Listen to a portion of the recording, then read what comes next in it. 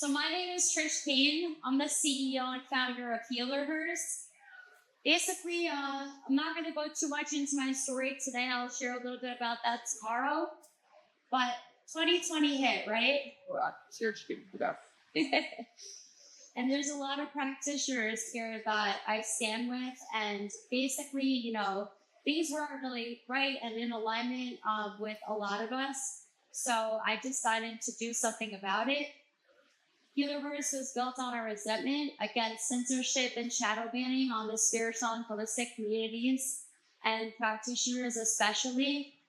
They're often deplatformed and demonetized from platforms like Meta and YouTube, etc. Healerverse is its own Facebook. We're not connected to Facebook. In fact, we got kicked off Instagram 4 times. The last time with 10,000 followers. And that actually really did hurt us in our community because we do a lot of events virtually and we feature practitioners on our infamous round table. So we started to kick the back off the Instagram, which whatever, they kicked us off again. We have our own social media platform. So if you look at the marketplace or the homepage of 5dhealerverse.com, you'll see practitioners that are verified. We have an underground Telegram community of practitioners on there.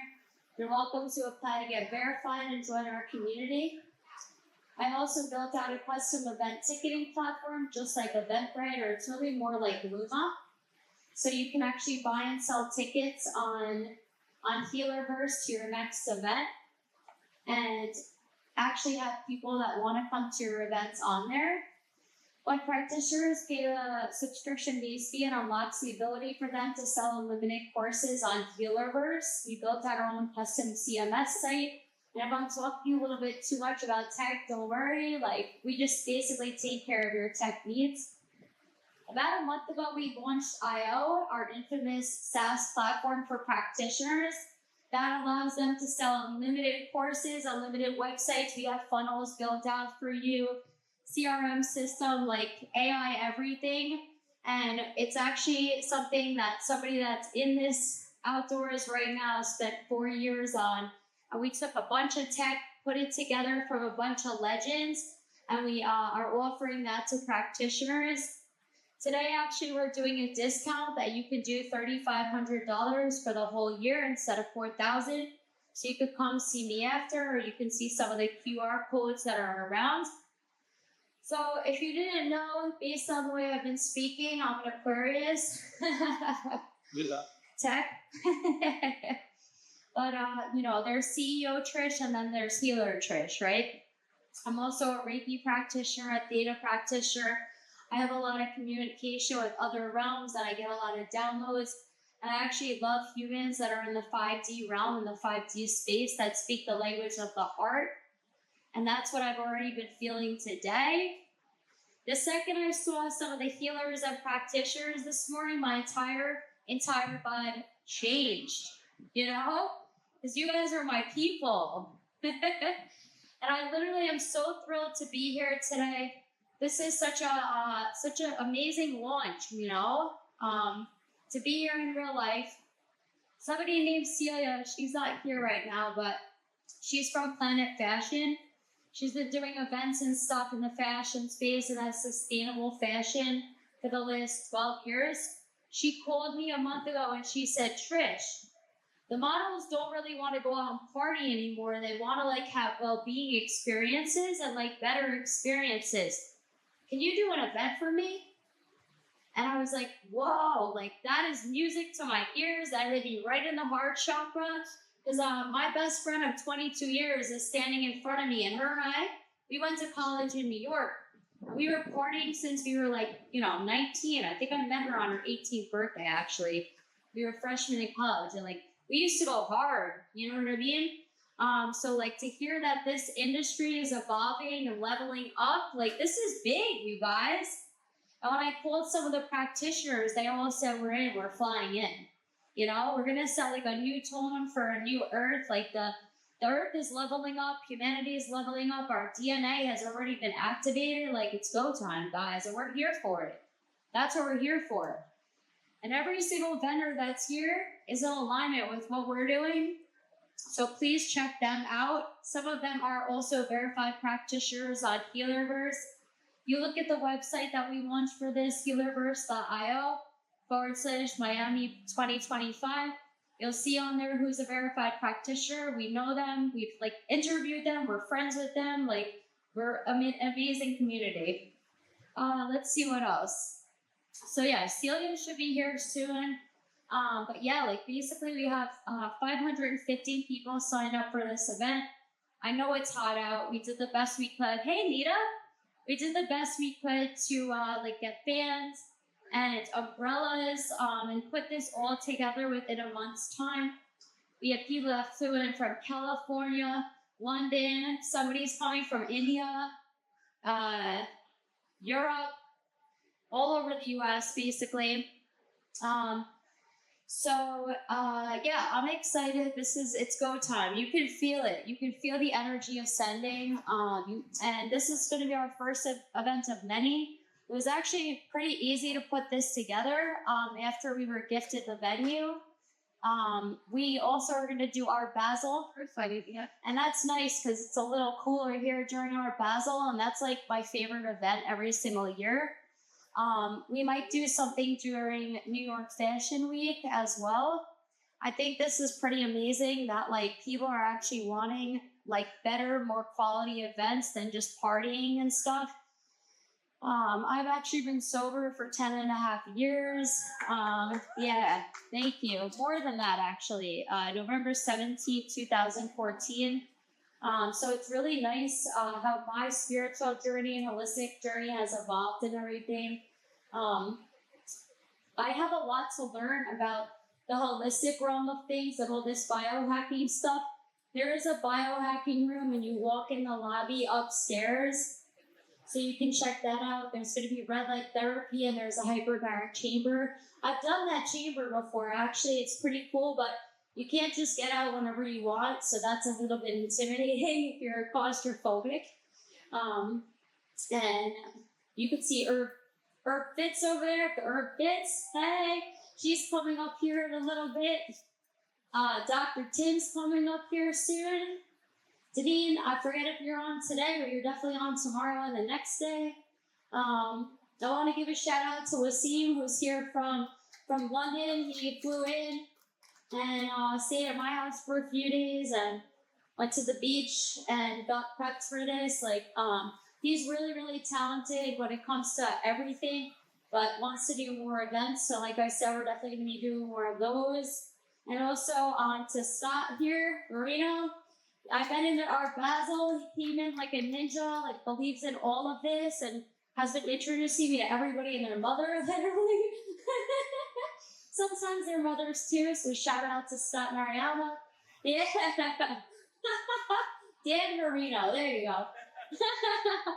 And he didn't even go to Bitcoin right now because he wanted to be here. So thank you very much.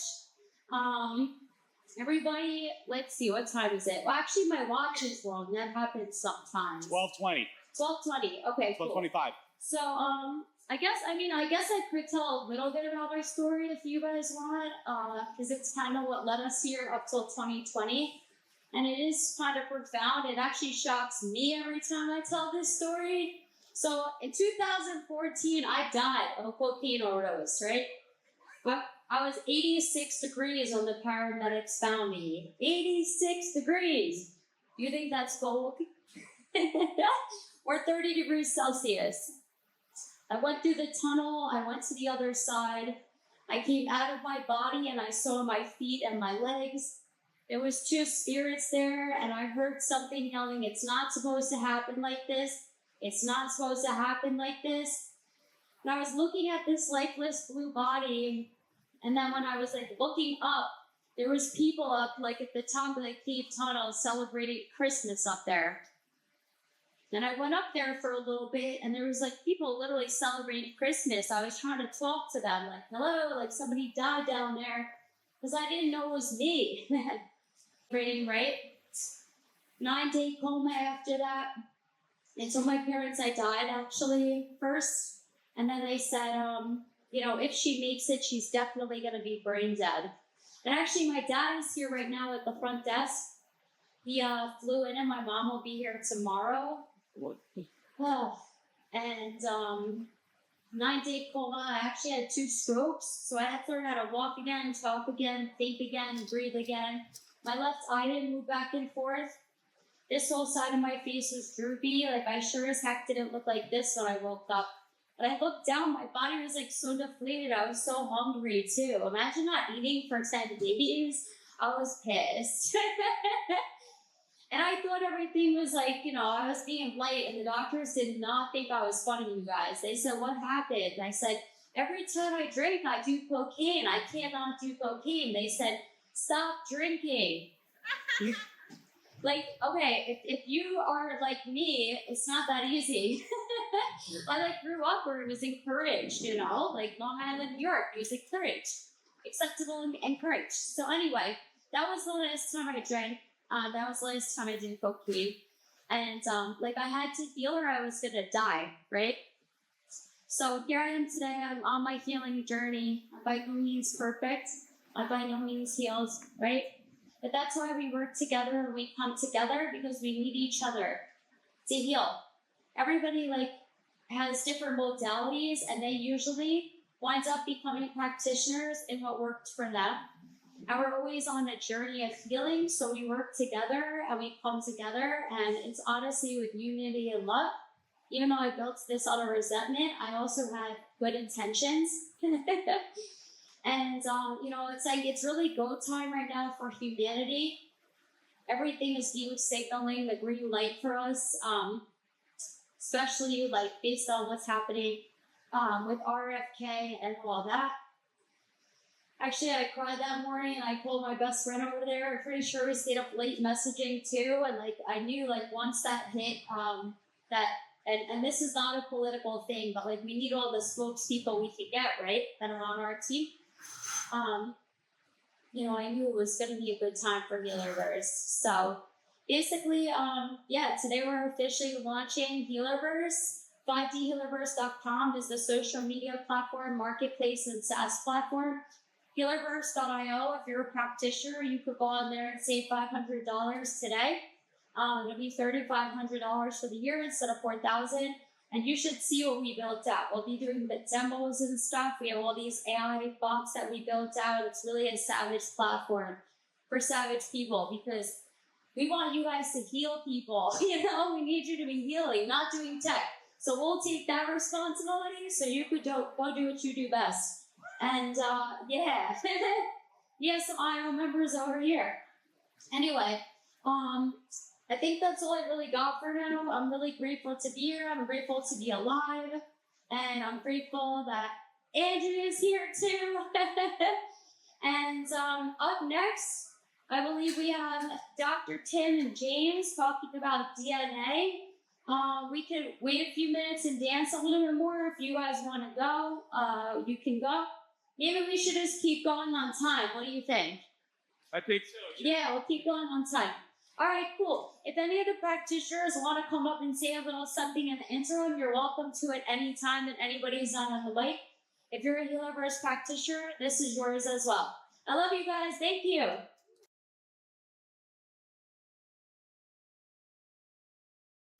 Trish, Kane, thank you. This has been such a beautiful curated event, and I wouldn't be anywhere else but here in South Florida.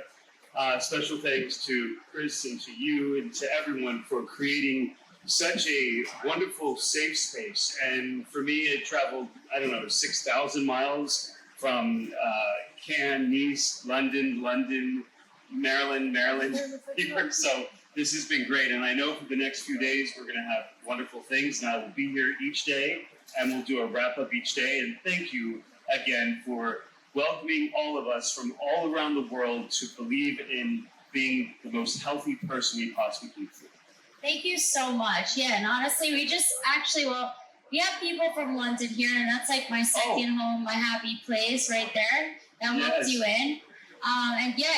This is a huge movement that's really being supported by the collective and humanity right now. And I just got deja vu actually, which is really kind of a special thing.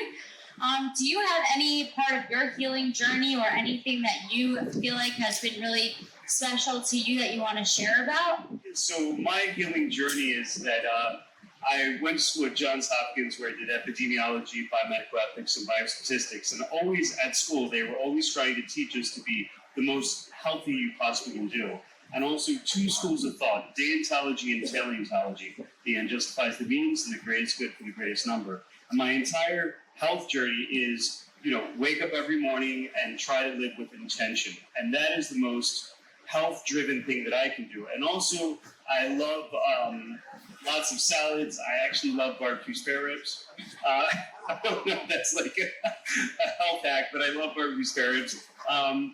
Swimming, playing soccer, exercising, and just trying to be the best person you possibly can be to everyone you encounter. And that's my health journey, actually. So thank you. And your health journey. Thank you so much for sharing that with me. And he's a Virgo, everybody. My best friend right there is a Virgo. Virgo. 22 years. September 2nd, you're September 4th. September 2nd and September 4th. Cool. We met freshman year of college on her birthday, actually. Like, we just started university, undergrad. Oh my God. Yeah, we love Virgos. They're humanitarians for anybody that knows about astrology. And so what we're doing here at Healerverse is that there's so many different modalities out there and practitioners doing different things. And it's like, how do you find what's out there besides, like, how do you even know what to look for? So Healerverse is bringing everything to one place so people can find friends, find each other, and also we support their tech hardcore. I know that, and the talks have been so interesting and so enlightening, and I'm happy to continue to listen for the next 2 days. So thank you so much. Thank you so much. Thank you. Hey, I'm Celia Evans. Wow, what about this Miami Heat? Yeah, literally. not the team. Not the team. But you know what? I own Planet Fashion TV, and I reached out to Trish to be a part of. Actually, this is a satellite event of Miami Swim Week. And I definitely want to invite everyone over to the fashion shows tonight at the Plymouth Hotel. And tomorrow and Sunday, we are going to be announcing to all of our attendees everything that's going on here, driving more traffic. But the reason that I reached out to you, Trish, is because even though it seems like, well, how does Swimwear Fashion Week go with something like, an enlightenment morning, wellness and enlightenment morning, but really it's everything. It has everything to do with exactly what we're into at Planet Fashion, which is wellness, love, happiness, prosperity, health, all through pure intentions, So to me, collaborating with you is such a perfect fit because it's all about lifestyle, the lifestyle of consciousness. So, the gentleman that you just had on was so interesting, far more interesting than anything I have to say. But I did just want to say hi to everyone and thank you all for being here and, let you know that we're going to, support you guys this weekend and drive more traffic and that we really, really, really love what Trish is doing, what all of you are doing. We totally resonate with it and are going to promote each of you individually. And Trish, your platform is so, next level, so forward thinking, and yeah.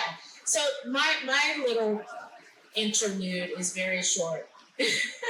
Very, very short. But I would like to ask you, what made you launch Healerverse? So, without going too much into my story, I had a near-death experience in 2014, and my father's here for proof. When I was 86 degrees Fahrenheit when the paramedics found me, or 30 degrees Celsius, and I was in a really bad place at that time, and I went through actually a tunnel to the other side. I came out of Did you? Yeah. Okay. Yeah. I came out of my body and I saw my feet and my legs, and I was in a 90 coma on life support after that, and I had 2 strokes and I had to learn how to walk again, talk again, everything. It was actually from a cocaine overdose, and I've been sober for over 10 and a half years. Oh, that's amazing. Yeah, so. That's awesome. Thank you. High on life. All Thank right. you. So when 2020 hit, I realized that like things basically on social media and in humanity weren't like in alignment with the way that I felt like they should be. And there's a lot of like, hiding what's good in the world and showcasing what doesn't even make sense. Exactly. Right. Yeah. So that's how it came about. I started building it, and I saw that spiritual and holistic practitioners and coaches, they needed a platform that they can share openly and freely without, like people are looking We're for seeing that. everything. Yeah. And, everything's here from gut healing to, hydrogenated water to, healers, Yeah. Reiki, astrology, new beverages. The gentleman you just had that's doing cannabis and mushrooms. Exactly. I know. That's This the heat what's makes you out there, forget right? what you're even It is talking hot. about. It is I'm hot. like, wait, what are we talking about? Shout out to Celia trying to get us inside for tomorrow. Yeah. I think I will have that sorted because that's nasty. Yeah. That's amazing. So Yeah, there's so much out there. So how do we know what's out there, right? Like, Exactly. Yeah. So Healerverse is like bringing it all together in one place, and this is just a reflection of everything. Everything from like meditation to psychedelics to Reiki, astrology, tarot reading, massage, everything. There's so much out there. yeah. Brain heart coherence, like healing cancer, like holistically, Yeah. all the things. There's so much. And this is another reason I reached out to you is because all of our models and influencers are totally into it. Yeah. They're super into it. And that lets me know that when I was talking about lifestyle, I wasn't just saying that as like a catchphrase. It's real. Like this is a movement that's happening in younger generations and in like the trendy settings and like, all this sort of stuff. So again, thank you guys for being a part of this, and I really will continue to like support and promote and everything, and we're gonna have an awesome weekend. I promise you. Thank you so much. And I just want to say thank you for like texting me and calling me, like when you brought that to me that people were looking for different experiences, but this is normal for us, right? Yeah, different. And to bring it to Miami Swim Week and to collaborate with you, it meant a lot to me. And it also meant a lot to my community that people flew here from all over the U.S. and the world and everything. Yeah, it's and amazing. we have I think 550 people signed up. But it's a Friday right now, so maybe they're coming tomorrow. Yeah, so hopefully we can get inside. Yeah, I'm working on it. That would be amazing. No, and I'm grateful. Yeah, And no, I'm legend, grateful too. Same. I'm really grateful to all of you. And Thank also, you. if you guys want to come out tonight, get dressed up and come out to the fashion shows. They start at 7. If you want to go after this I know you have a cocktail. Yes. But there's also That's an art gallery right next to the fashion shows that you could pop through. That will be open at 5 as well. So there's different little events. The fashion show, there is a dress code, just so everyone knows. But it starts at 7. There's going to be live music and all this sort of stuff. If you say you're with Healerverse, even you're on the list. Okay, so. Thank you. That's awesome. Thank you so much. Yeah. Okay. Thank you, guys. Thanks, guys. Hey, everyone. Trish came back again. I'm here to introduce 2 of our legendary speakers that are going to talk about DNA. We have James Piacentino coming to you from Philadelphia, and Dr. Teel. He's a Healerverse practitioner, legendary. I met them both at different events. Dr. Teel I actually met when I was on stage, and then he came up to me the next day and said, "Were you the one?" And he actually was a little bit intimidating, but we became dear friends, and they're gonna give you quite the experience right now. So without further ado, I'm gonna turn it on over. Thank you, Trish. Let's actually put our hands together for Miss Trish because she's put together 550 friends to come and celebrate what we all work on every day. So thank you for having us. My name is James Piacentino. As Trish said, my company's called Thrive Genetics. I'll give you a little bit about what we do, but more in a story. So today's topic being, thank you so much, being DNA and wellness. So Dr. Teel and I had a prep meeting. So I'm just going to be very direct here. Dr. Teel is the star of the show. I'm the game show host, okay? Wink Martindale, whatever you want to call me. But Dr. Teel's got an amazing story. We had a prep call. It was an hour and a half call. We could have done 5 hours, but we only have 45 minutes, so we're going to try to keep this tight. Just a quick statement, I guess, my company does, because I'm not going to talk too much about what we do, but I do want to mention. We're focused as Thrive Genetics on addiction, specifically finding ways to prevent addiction. And I think everyone for the most part in our networks and our families have been affected by addiction in some way. What's interesting is that when you're looking at that problem, as Trish had mentioned earlier, it isn't just a simple source of a human condition of drink, drug, or gambling. Sometimes it happens as a result of something as simple as cancer treatment, or maybe you broke your leg, or you've had a tooth removed, and you're given oxygen or fentanyl. So my company specifically focuses on supporting. Right now, we're going to do other things. We're focused on oncology specifically. So patients go into oncology procedures, given medications. Doctors don't necessarily know exactly how much to provide them based on their genetic and personalized condition. So with our platform, we're providing doctors or physicians in this case an opportunity to know their addiction risk in that patient before they prescribe. So then you create a dose that's a personalized medication for the patient. Ironically, one of our customers, our lead customer, is I can't say the name because it's all that fun stuff with legality and saying it out loud. They're a top 5 or top 6 cancer hospital, and up to 80% of their patients deny medication for oncology. So could you imagine going in for a head and neck procedure where they're burning cancer out of your throat, and you say, I don't want to take medication for anything?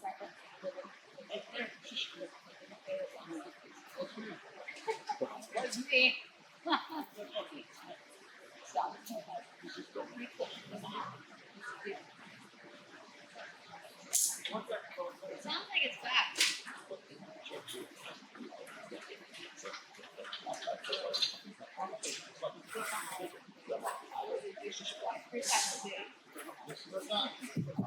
Check. All right, we're back.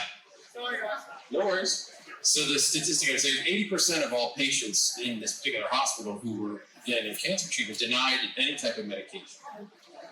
And what that leads to is a lot of problems, because what happens is the mortality rates increase, and as you look down the path of that increase, it goes 4% to 12% every month, and as that increases, people are losing their lives. So then on the flip side of that, you say, okay, well, I don't want to take Oxy because it creates an addiction issue. But we don't know right now. No doctor can tell you right now whether or not you're predisposed to addiction before you go into your life. So we're providing that platform for doctors to get that understanding in place early on in the procedure. So that can be applied to ortho when you break your leg and your other medications. It could be a root canal. Right now, we're just focused on the addiction side. So DNA and wellness is what we're going to talk about today, because what we focus on is the genetic and the behavioral attributes of addiction, and that combination of the two is very insightful. We think about how our DNA impacts everything. I'll leave you with one statistic that I want to segue into Dr. Teel's story, because it's an amazing story. If you think about people's perception of genetics, if I said to anybody here, in your family, if you have an addiction line in your family, what do you think it is? Is it genetic? Is it behavioral? What is it? 99% of folks say, it's genetic. My dad had it, my grandfather had it, my grandfather's grandfather had it, my mother's grandfather's grandfather had it, or whatever. And it's actually not true, because 50% of it is genes, and 50% of it is your behaviors. So without behavioral data, genetic data is useless. So what does that mean? It means you have to have a score on both for any type of condition, whether it's gambling or so be careful of your behaviors. And that's what's beautiful about today, right? So the segmented session, which is everybody here is providing something to create better habits for behavior, better environments for your success in life, and a better, healthy, happy human. Well, that's 50% of the story. So even if you're genetically screwed, you still have a hell of a life ahead of you by just curbing your behavior. So that's my PSA for today.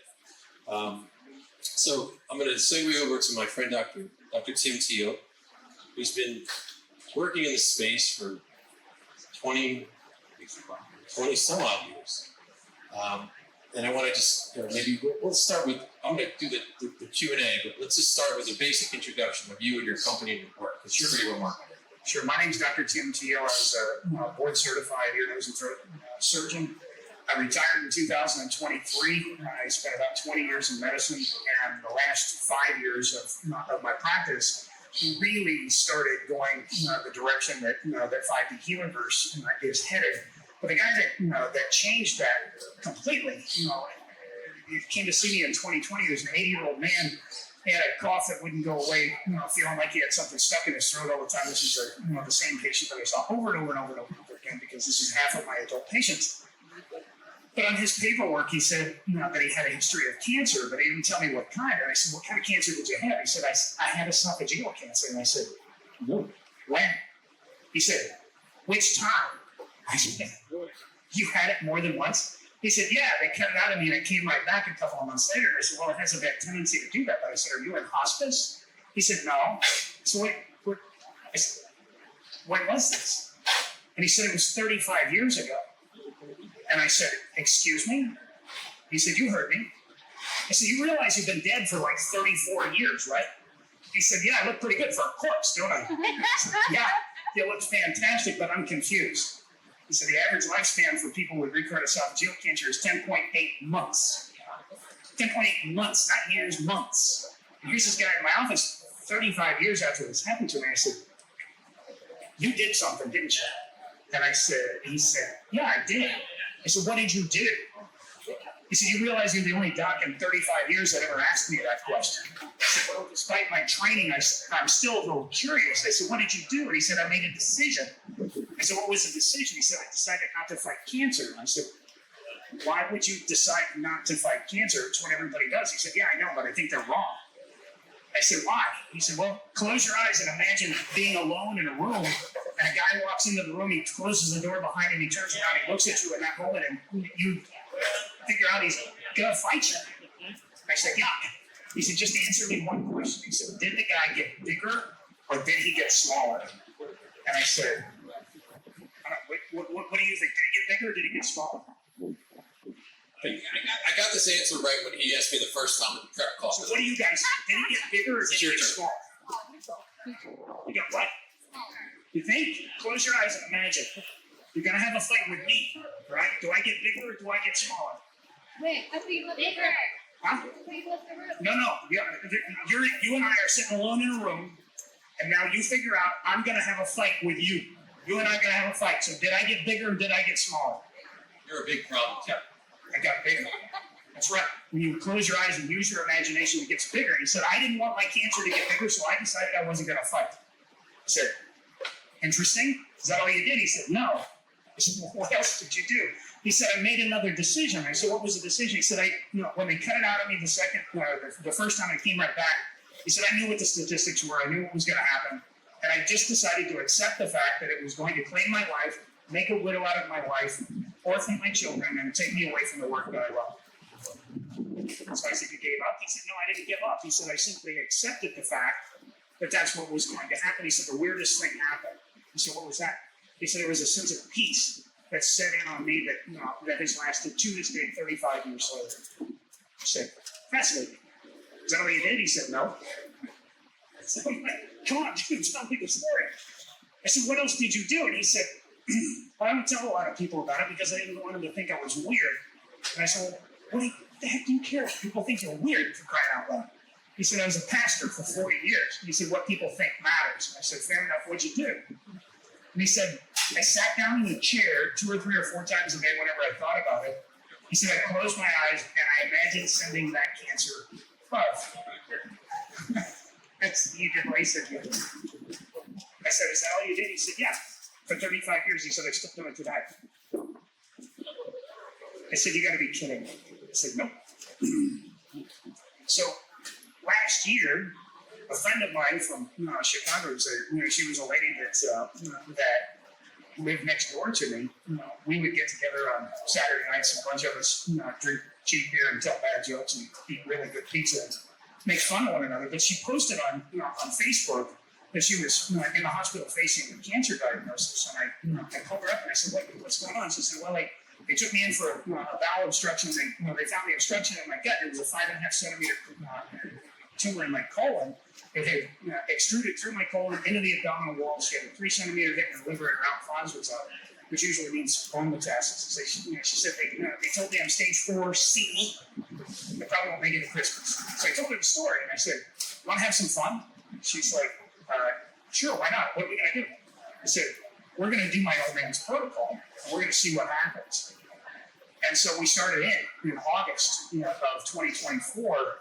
And when she started out, her cancer markers, the CEA numbers, carcinoma embryonic antigen, it's a really, really good marker for especially GI cancers that are well advanced. Her CEA number was 54.5. And when we started working with one another, they were checking her CEA numbers every month while she was in chemo and all the rest of the stuff. She went from 54 to 26 to 12 every month. It was getting cut in half. And in February it was 2.6, in March it was 2.3. And her doctors the whole time are going, what the living hell is going on? They actually interrogated her for 2 hours one day, wanting to know what else she was doing. She told them, I'm just working with this crazy bald man that used to live next door to me. And so they did a PET scan at the beginning of March. No evidence of disease. And they still don't believe it, so they do an MRI, and they can't find any evidence of disease except for a 3 millimeter by 6 millimeter spot in her liver where the 3 centimeter thing was. And she literally just emailed me last night and said, they did an ultrasound in the office yesterday, they can't even find that spot. She's literally disease-free a year later, and nobody can figure it out. So, but we can, and she knows exactly what we did.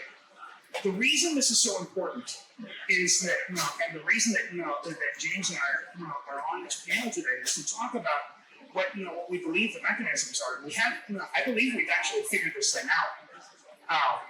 Emotion is a language, and it is the language of the operating system that runs our bodies. And what James has found in his business and his business model is not only structural information in that DNA, but also behavioral information, a behavioral code that lives in that DNA. And so he's absolutely right that that we've got not only structural information but behavioral information in there. But that behavioral information runs at an unconscious level. What he's found is the unconscious emotional program that runs in every single one of us that uses negative emotion to help us to survive. And that predisposition to addiction has a connection to how our bodies respond emotionally to disease, to trauma. It explains generational trauma. It's passed from one generation to the next. We all understand that intuitively. But now this guy has actually found the objective evidence that in fact that exists. And he's not the only one. Because I told you about Rachel Yehuda. She's a researcher from Canada. She's a psychiatrist, and they noticed that there was a pattern of behavior among the children of Holocaust survivors. So and they were seeking out services for anxiety and depression, 300% the rate of the rest of the population. Not 3%, not 30%, 3x. And so, what she did was pull DNA samples from both the Holocaust survivors that she could find and their children, guess what she finds? Long strings of methylated DNA in both generations that you didn't see in the rest of the remainder of the population. And so what we're seeing is the evidence, the objective evidence of emotional trauma being transmitted in DNA. But here's the big question: who put that in there? Who put that that DNA marker in there into the Holocaust survivors and their children? Who put it in there?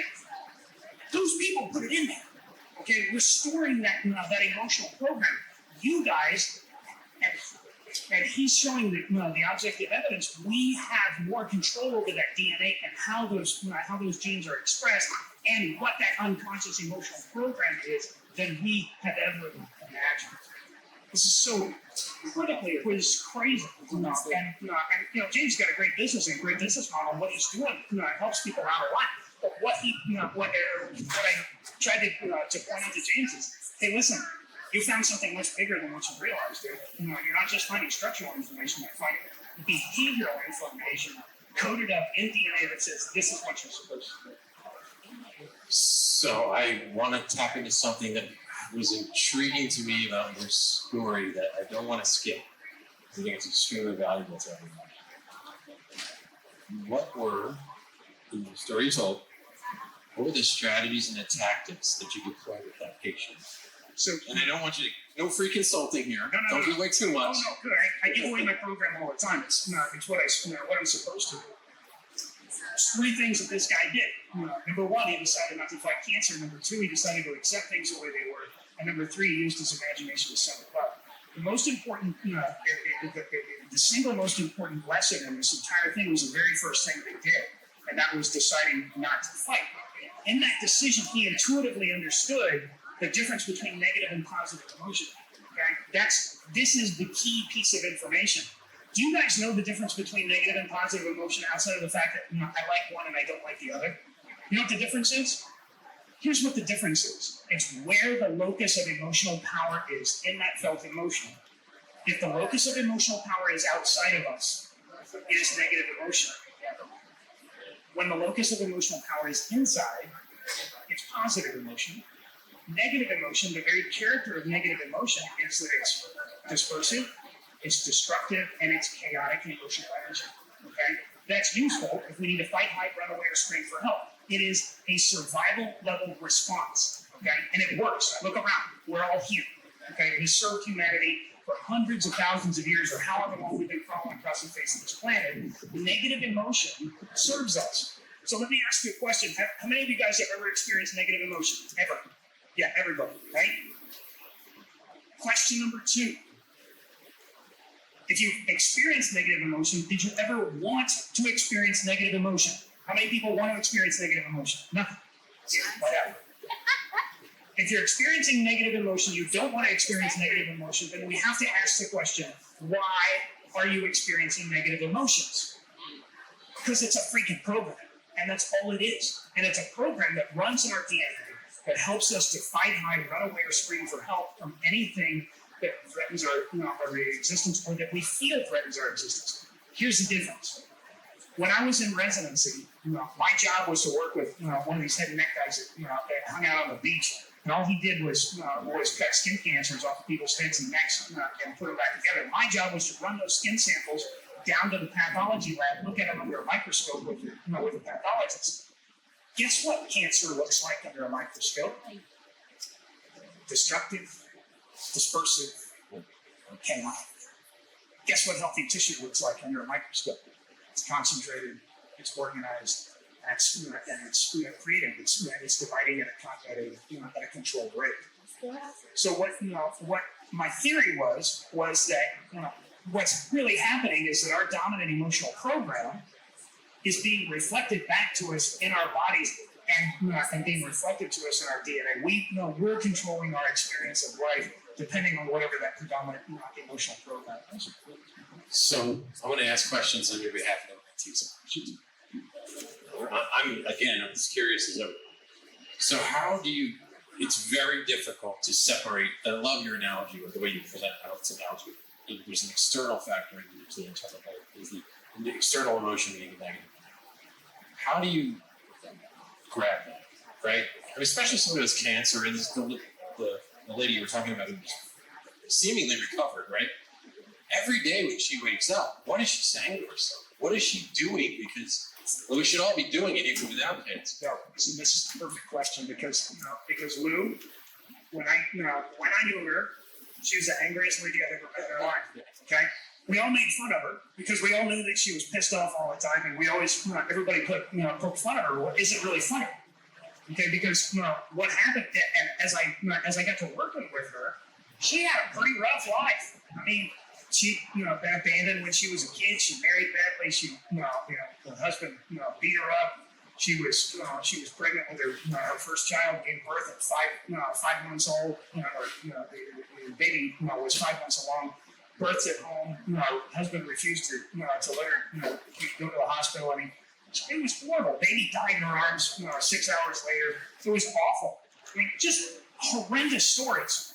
But what we did was taught her the value of things like forgiveness, reframed all of these things, and demonstrated to her that all of these horrible things that were happening to her in her life were actually a gift to demonstrate to her how she could transmute that energy from being destructive, chaotic, and dispersive emotional energy and turn it around and create concentrated, organized, and creative emotional energy with that.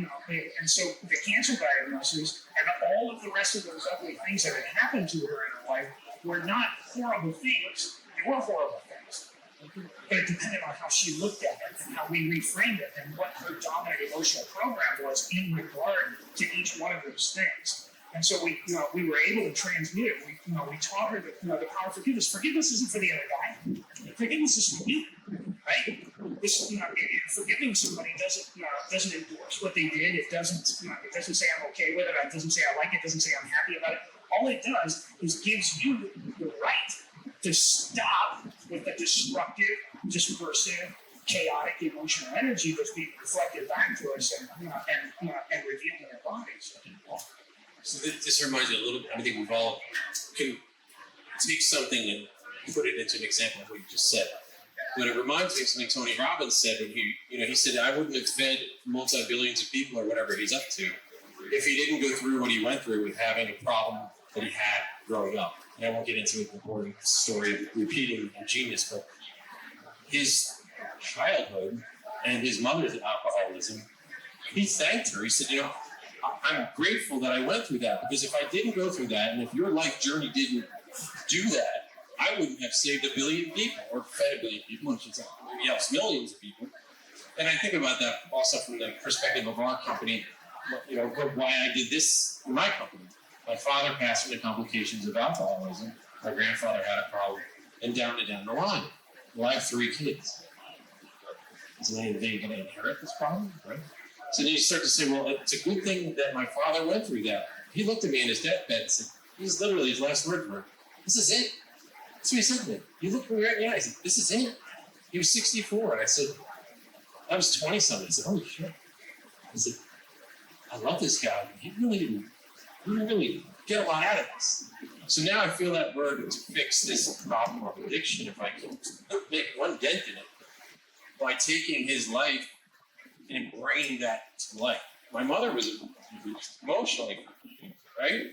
Hardest thing is having a sober wife and an alcoholic husband and as a kid observing, watching that go down and go, wow. Yeah, talk about trauma. I'm doing all kinds of things every day and working on everything.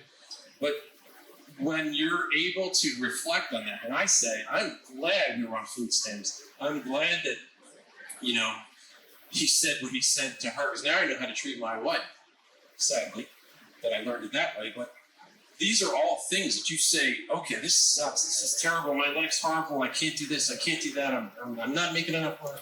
If you want to go that route, you're going to go to cancer. Well, all I'm saying is that that is reflective of the emotional energy. Right. Our emotions are so critically important to everything that we do. Without our emotions, we lose our humanity altogether. I learned this, the power of emotion while I was in medical school. One of my pathology instructors was, he was famous, world famous actually, for being able to teach pathology really fast and really accurately.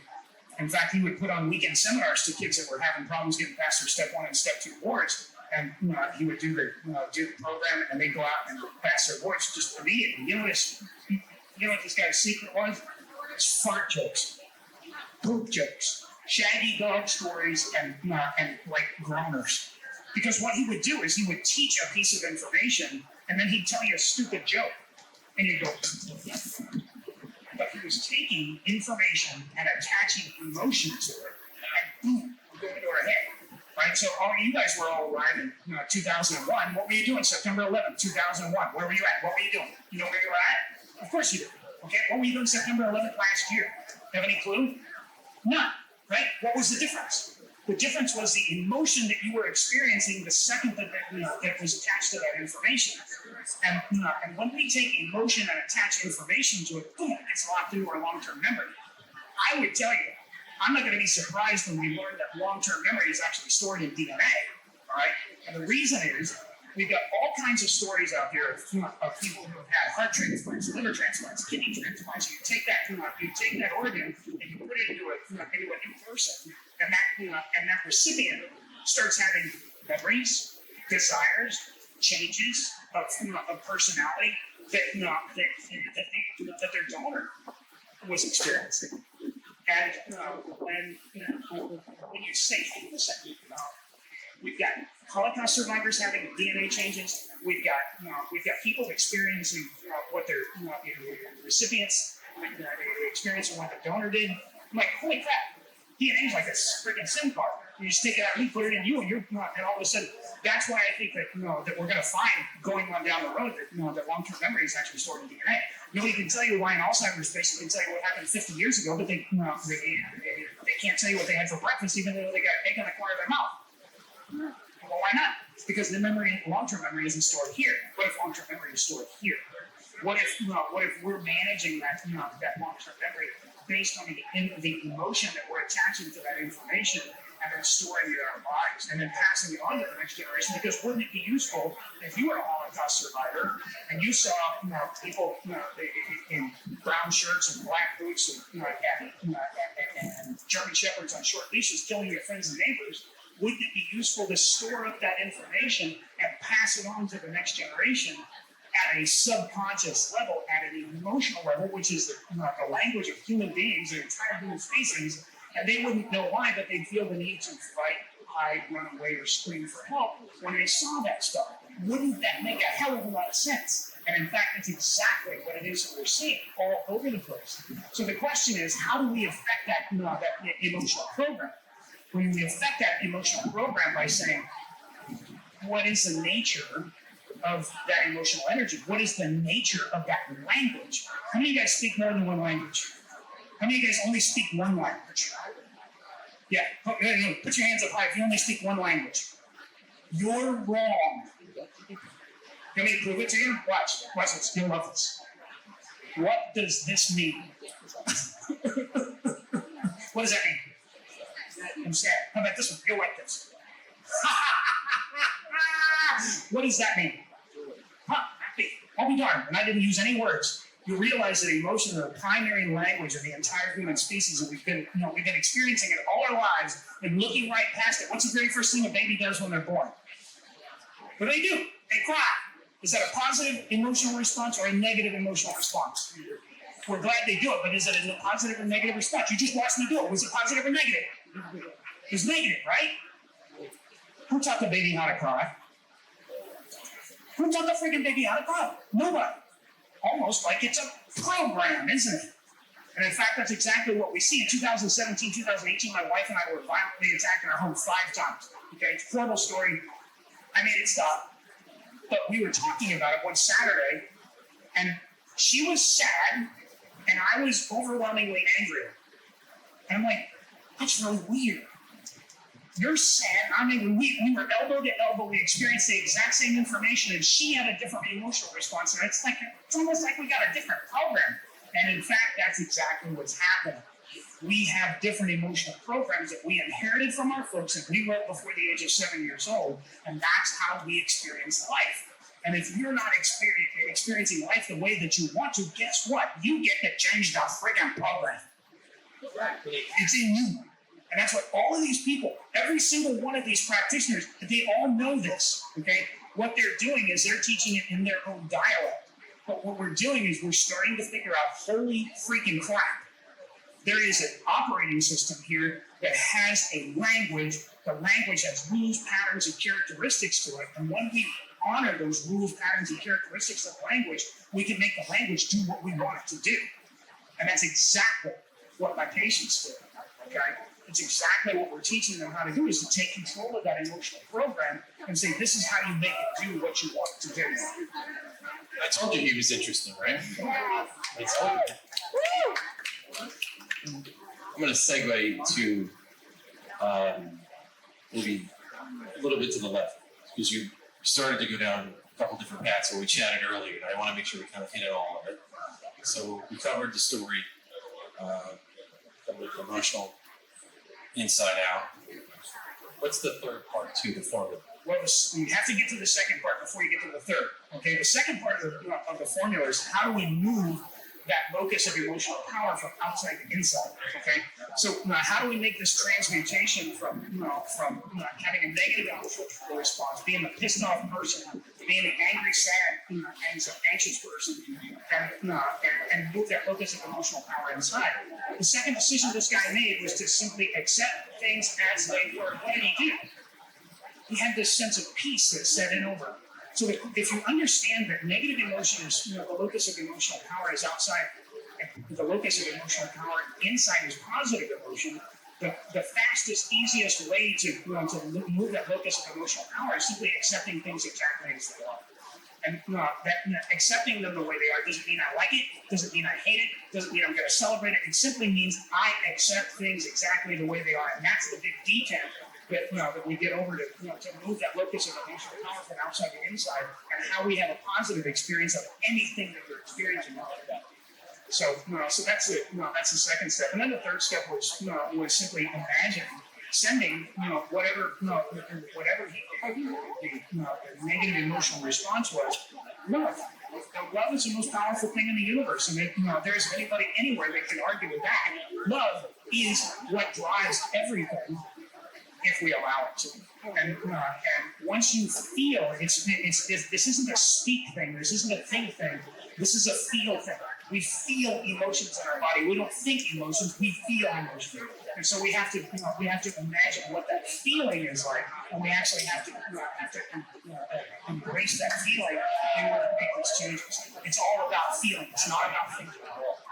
So the heart rate coherence session I think you have later would be interesting, to sort of piggyback on Exactly. that. And as you get into that, the visualization part and creating that destiny, if you will, in a situation where somebody like your patient was in a stage 4C, which I never even heard that C part. I'm assuming that's really far. Anyway, okay, so you're there. Imagine yourself sitting in that situation, right? I think that's what we're here for. Like, take ideas and bring it to action. But put yourself for a moment in that feeling. Where is your resonance? Where's your vibration? Where are you at? And how hard must it have been to turn? Yeah. Right? Now, I'm just a little more color commentary around the triggering. Because, man, that's got to be, I don't want to use a negative term, but it's got to be brutal. It is brutal. And Lou said, my star patient, she said, I never would have done this if I didn't know you, like you, and trust you. Because you're asking me to jump off of my emotional program that I've been with for 60 freaking years, and I'm used to it. I don't like it, but it's comfortable for me. Okay? Being angry is what I'm used to. And she said, I never would have made this leap if I didn't know you, like you, and trust you. And so, so the first thing that we have to do is simply, establish enough rapport that people will experiment just a tiny bit with say, listen, if we can't get rid of all of it at once, maybe we could just talk to them and be a part of it.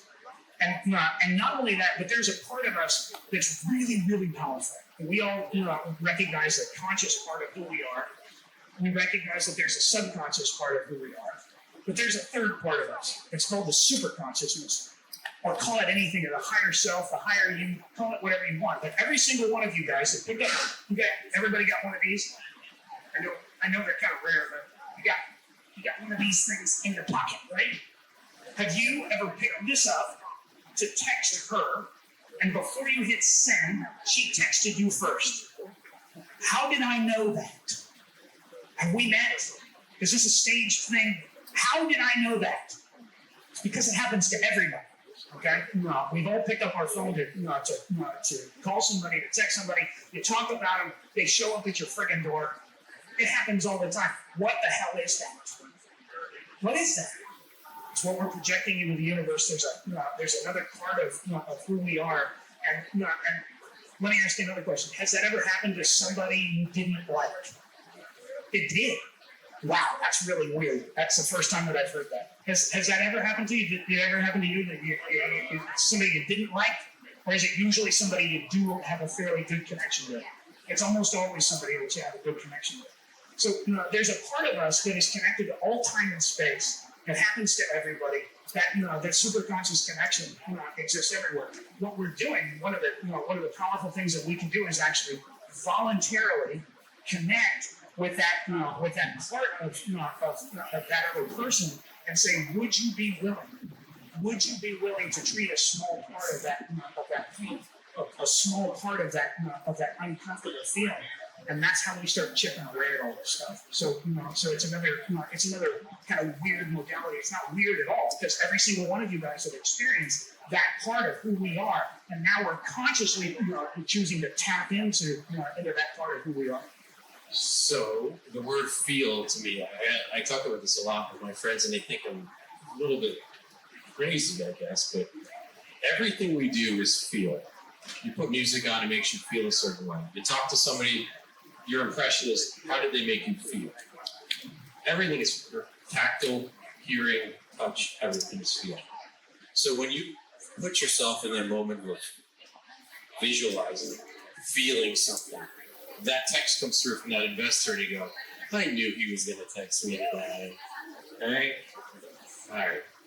But that moment where you're able to connect those two dots is where the magic happens. Like in every possible way. So this is a question. How can you get to that frequency, that level, if you want to call it, and stay there consistently? Is that even realistic or not? Absolutely, it is. And it's a matter of imagination and practice. Okay. I'm 50 some odd years old, and before I learned what the difference is between negative and positive emotion. For crying out loud, we should be teaching this in kindergarten. Okay. And how to take control of that predominant emotional program. We're on a very front edge of a golden era in human evolution and human understanding of who we are and how we create the sort of world that we want to live in.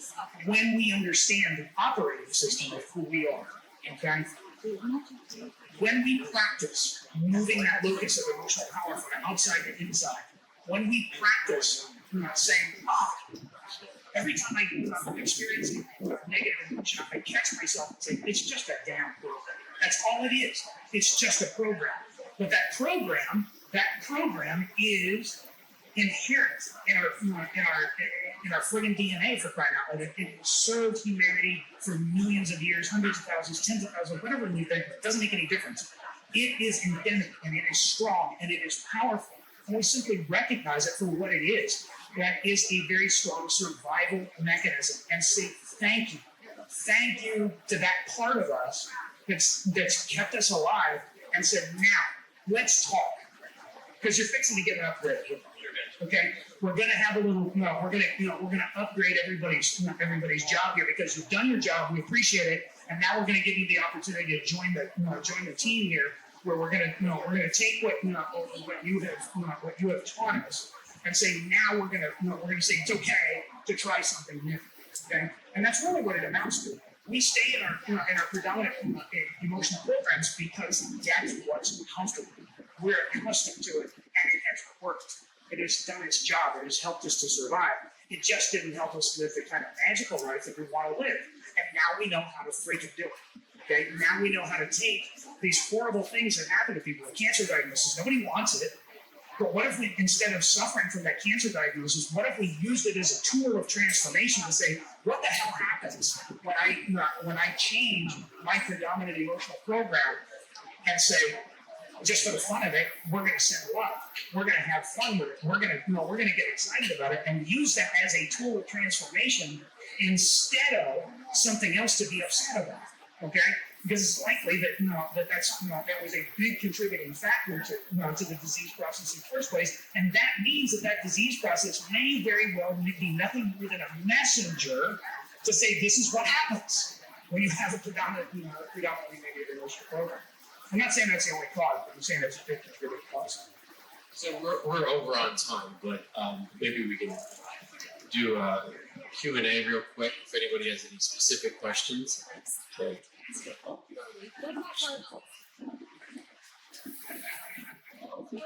Dr. Teel. Yes, you are.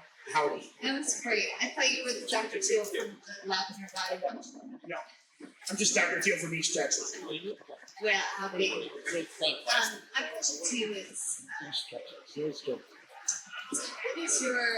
everything you said, what happens, especially with women? First of all, we try to be teenagers that make it once a month, we start getting our period, and then enter in the future, in my future, we'll get menopause, and then I'm seeing that affects emotions. So, what do you say about that? Well, I'm not going to sit here and tell you I know everything about everything, but I will tell you this: that as our lives cycle through, and I'm a very strong advocate of paying attention to moon cycles and so forth. I'm a big faster. I love that fasting is probably the single most important thing that people can do to improve their health. And I have found that when I pay attention to moon cycles and do that fasting according to those moon cycles, it's much more powerful. My guess is that if you pay attention to a fasting cycle as it related to your hormonal cycle, that you could probably do a lot to improve your.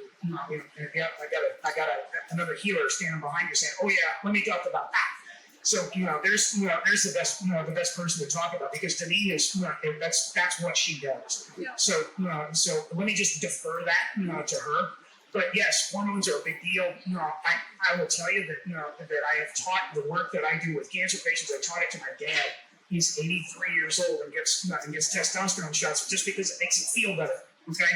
And I said, Dad, why don't you just try this little exercise? And over the last 30 days, he tried the exercise. His hormone levels freaking tripled. And this doc's like, what the hell is going on here? Now, your mind is a faithful servant. Okay? Your mind is a faithful servant. The intuitive, creative part of you is a sacred gift. And we have created an entire civilization that honors the servant and ignores the gift. The gifts are waking up. The gifts are here. The gifts are among all of these different healers. The gifts are in the stories that we tell. And we're, as we wake up and figure out, holy crap, we get so much more control over these physical bodies that we don't even ever dream of possible. So are all these things important? Yes, they are. But you are the most powerful determinant of that operating system if you know how it operates. If you pay attention to the rules, patterns, and the characteristics of the language that runs that operating system, miracles are totally within your grasp. I'll be out tomorrow on Sunday. Boom. There you go. Low. So whatever you need. So just in the sake of time, any other questions, you can always take them offline. So. Yeah, we're happy to chat with anybody. Guys, thank you so much for your time and listening to our crazy stuff. Thank you for paying attention.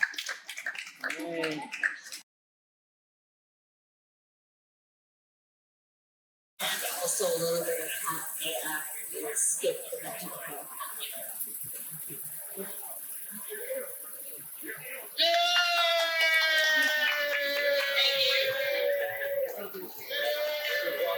Okay. Okay, so my name is Dr. Sarah Grace Manski. I'm the ethicist at the Spatial Web Foundation, which is a national, global nonprofit, and we wrote the standard for the next internet, which is called the Spatial Web.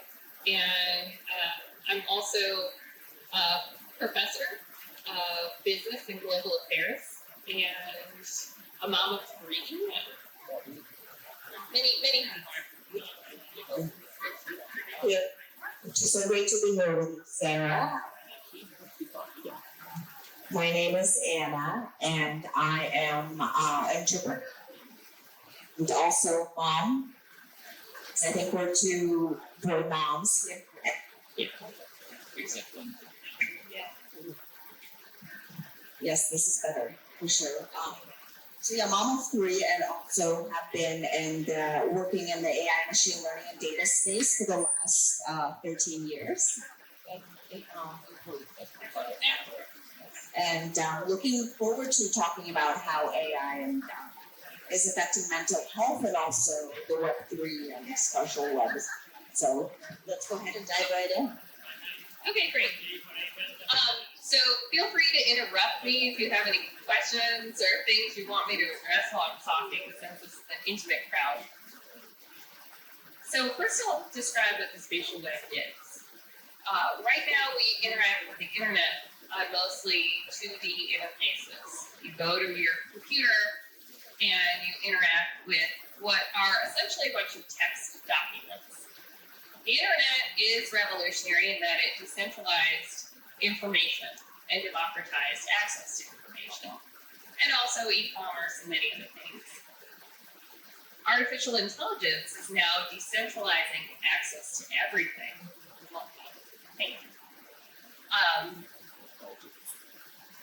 And cryptocurrency is decentralizing access to banking, and then blockchain is decentralizing access to identity and self-sovereign identity and identity management. And the spatial web, in combination with these other technologies, is really creating the architecture for the next society that we're moving towards. And it's our belief that that is a beautiful, regenerative, healing space, that the needs of humanity will be front and center rather than the needs of capital, which is kind of the space, the industrial space we're in right now. And that has gotten us up to a certain point, but now we need to look to using technology to build the kind of beautiful space that we all want to live in. And so the spatial web allows you to take any kind of data and place it anywhere in space. So you could have a spatial website of this location and place, say, a menu on all of the countertops. Or you could have a digital animal running around, right? You could have virtual art, you could have virtual music, anything you want to place in space on your spatial website, you can do that now with the spatial web protocol. And it's a global common standard that's owned by all of us, and it's not owned by any particular corporation, and it allows all of the virtual reality and the metaverses to talk to each other. Because right now, if you go into a metaverse, it's a Facebook metaverse, and any kind of NFT or digital in-game item you buy in there, it's stuck in there, right? This allows us to take any kind of digital items and move them around the world with us. So that has all kinds of implications for e-commerce and healthcare, and it's going to open up a lot of opportunities. So I'll leave it there and pass that to you.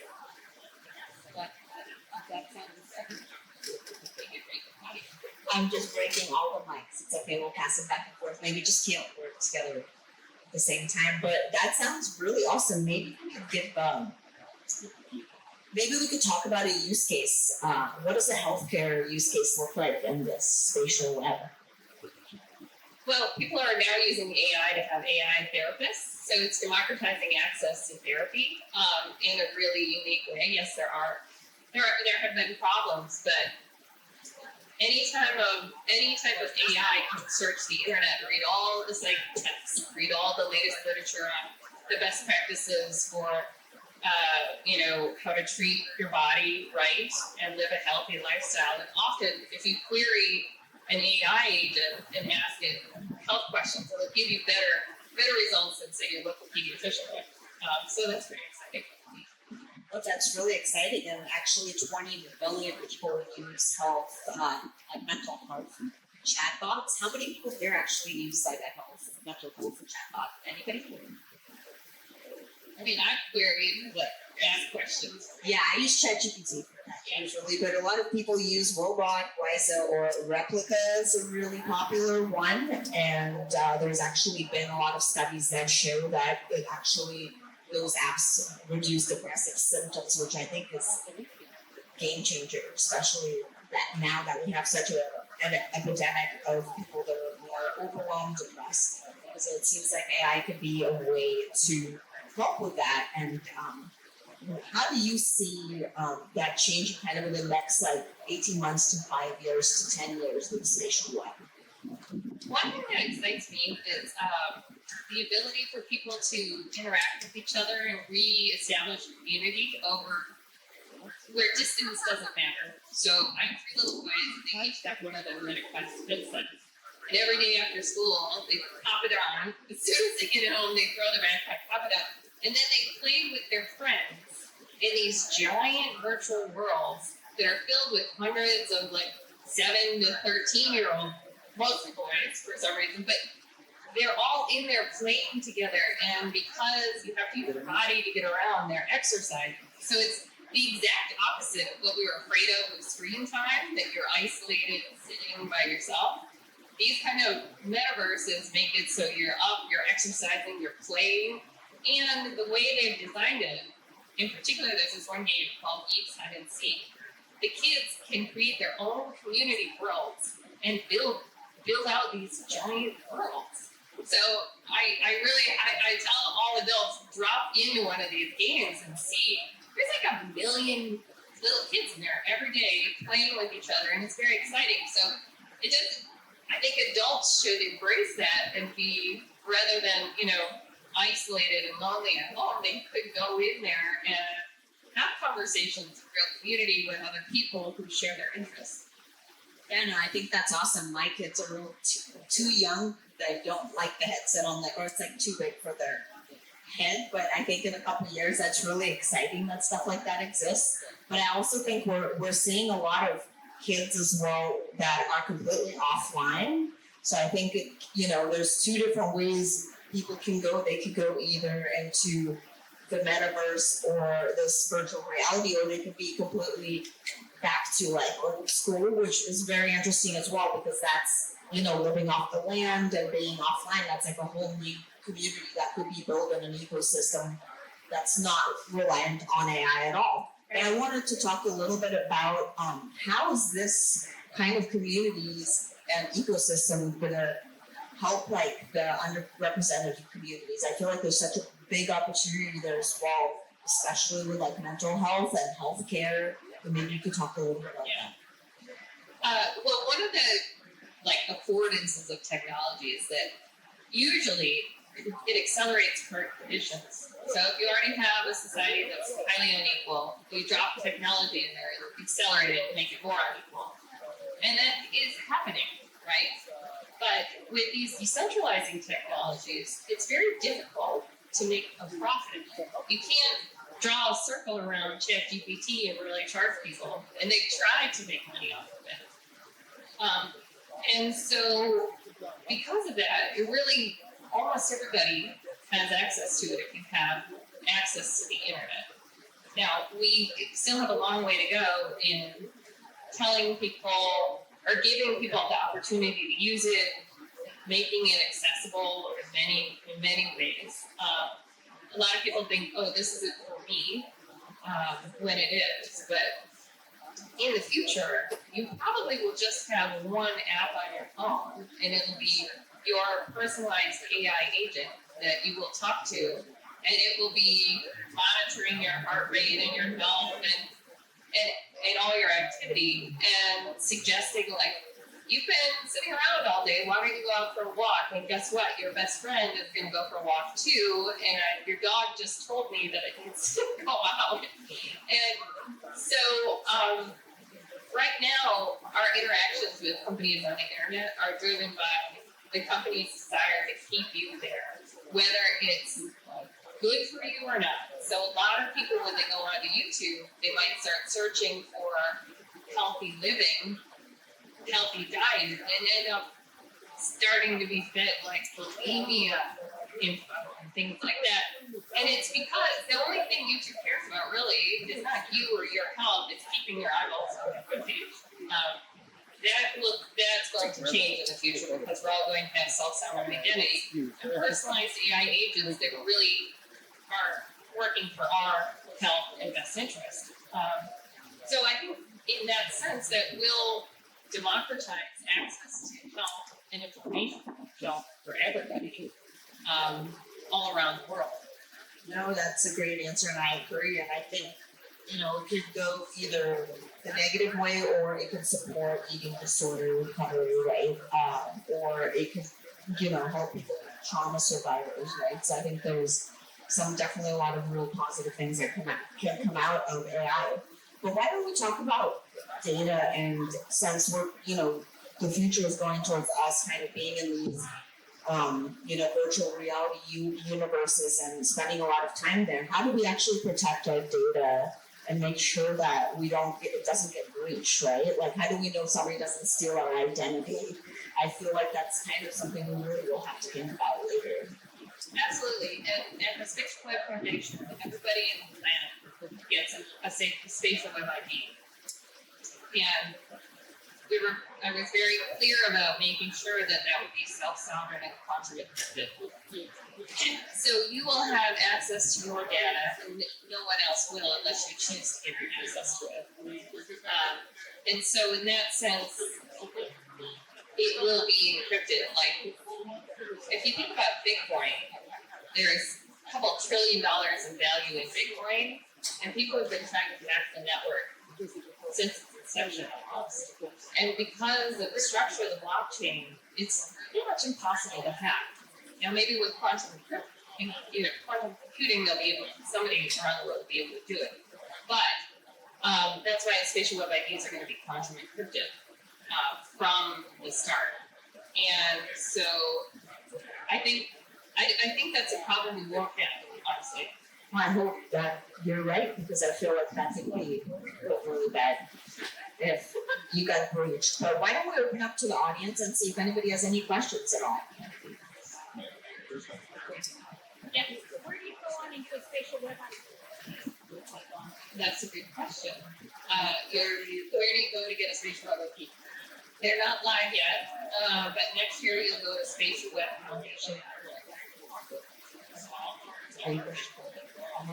Is Spatial Web Foundation the same thing as Spatial that you go on into the metaverse without the app? The Spatial Web Foundation does not have it's the registry of all the IDs, and we handle the governance, much like the World Wide Web.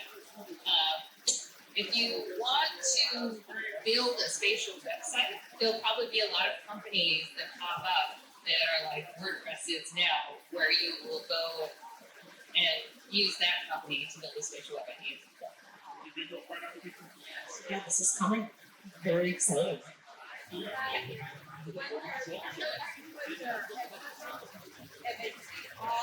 They see all the children that are there. They are representative of all those people that are connected. They're all there, or is it imaginary? No, those are real kids that are connected. Okay, and they have their names, and they can talk to them and have a one-on-one conversation. That would be really cool. It's amazing. It's now. It's amazing. Most kids don't use their real name. They'll use like soccer for life or something.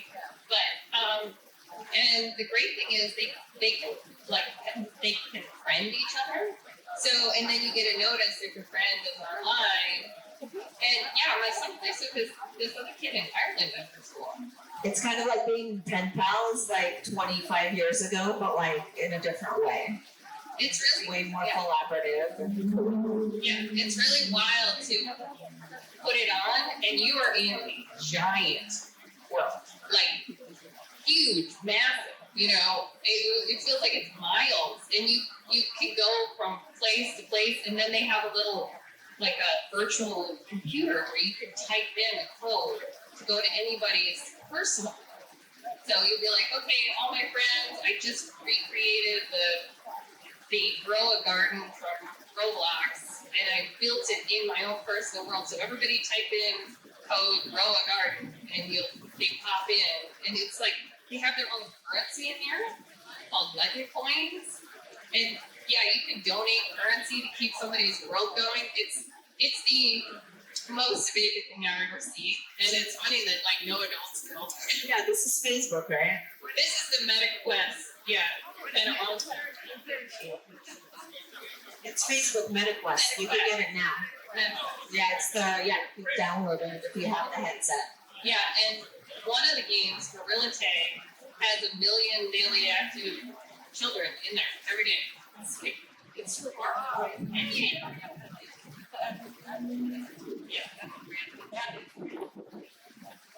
Cool. Any other questions before we start wrapping up? One thing I would add, I mentioned this to you earlier, is I think what's really exciting is this new type of AI that's coming online.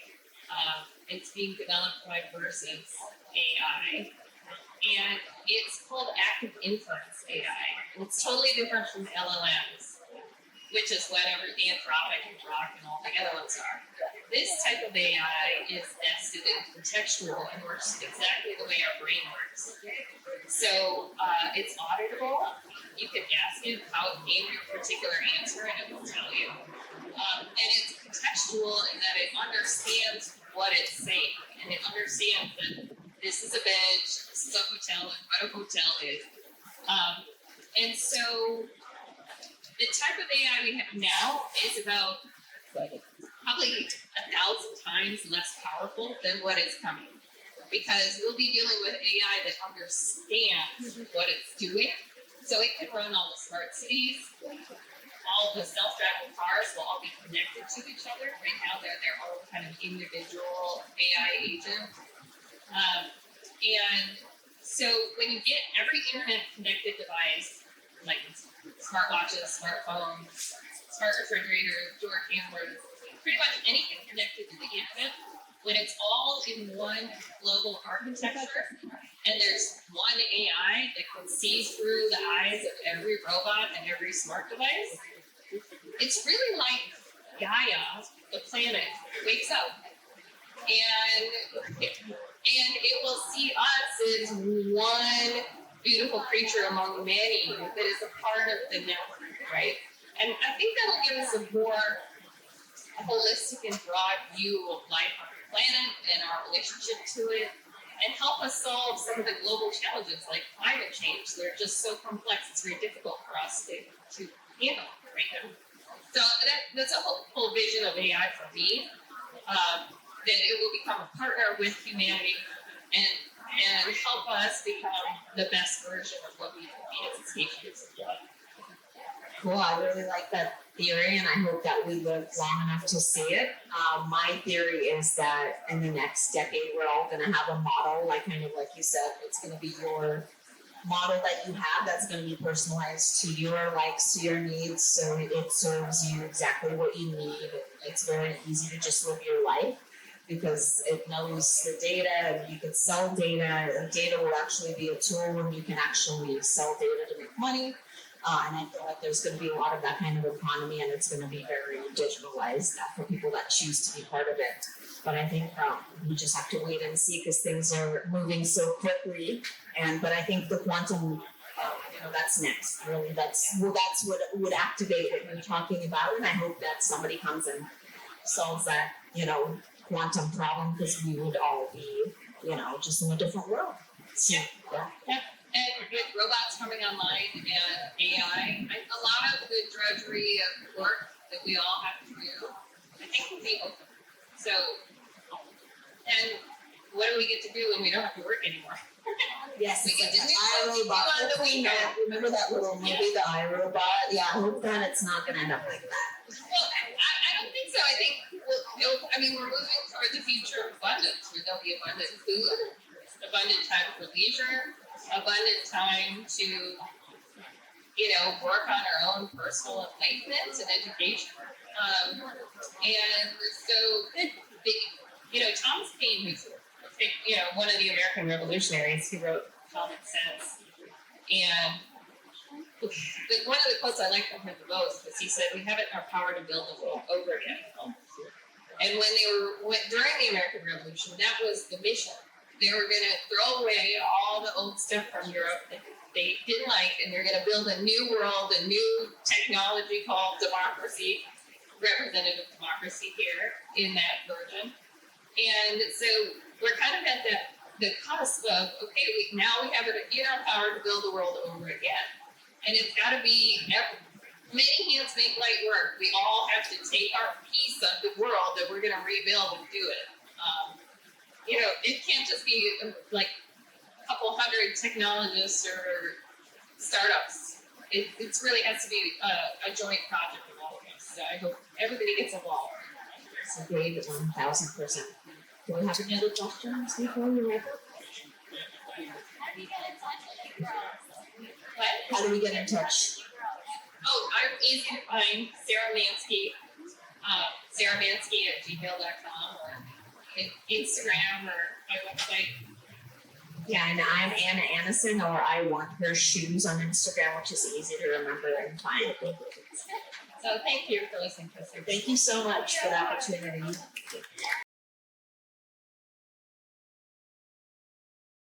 Hey everyone, good afternoon. I hope everybody's having a nice time. I don't know if Celia's up here also or if she went back downstairs. There she is. Amazing. I know it's hot out here, so thank you guys all for being here with us and celebrating today with us. I'm super excited that my dear friend Douglas is here. He's got a few different roles, and I'll let him introduce himself a little bit, but we met at NFT NYC a couple years back at an event, and then we stayed in touch and we were talking about doing stuff together. One of his roles is that he is CEO of Marley One, which is psychedelic and medicinal mushroom brand. And I definitely want you guys to talk to him about that after for sure. And what else have we talked about over the years, Douglas? I'll allow you to introduce yourself. And yeah, he asked me to vibe out with him up here, so I'm grateful for that. He came in from Jamaica.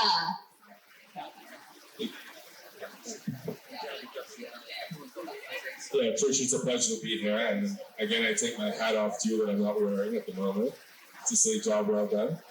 You have a propensity to take on some challenging things and surmount them. I have a lot of respect and regard for that. So, it's a pleasure to be here. It's a pleasure to talk about, legacy and wellness and, particularly on the heels of that discussion around AI. I think it's even more relevant that we remember the legacy of some of these, plant medicines and where they've come from. And now that we've embraced them and understand how they can serve us, it's all the more important that we understand where they came from, so we can contextualize the healing and really sort of do justice to that roadmap that has served us for so very long. So it's a pleasure to be here. I gotta tell you, I live in Jamaica, and this is next level heat. Like I wouldn't.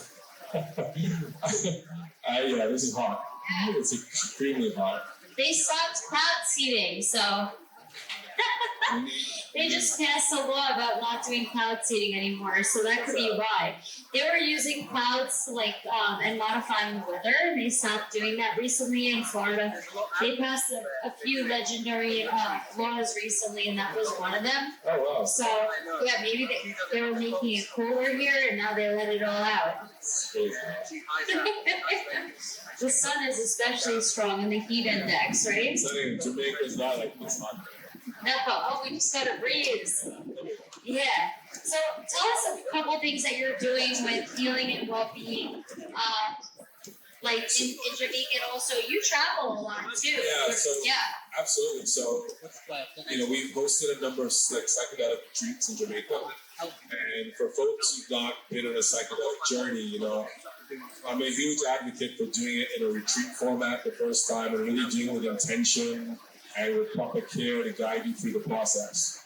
For me, I've done nothing outside of drinking alcohol. I've never had anything mind altering until I did psychedelics, actually, not even smoked weed at the time.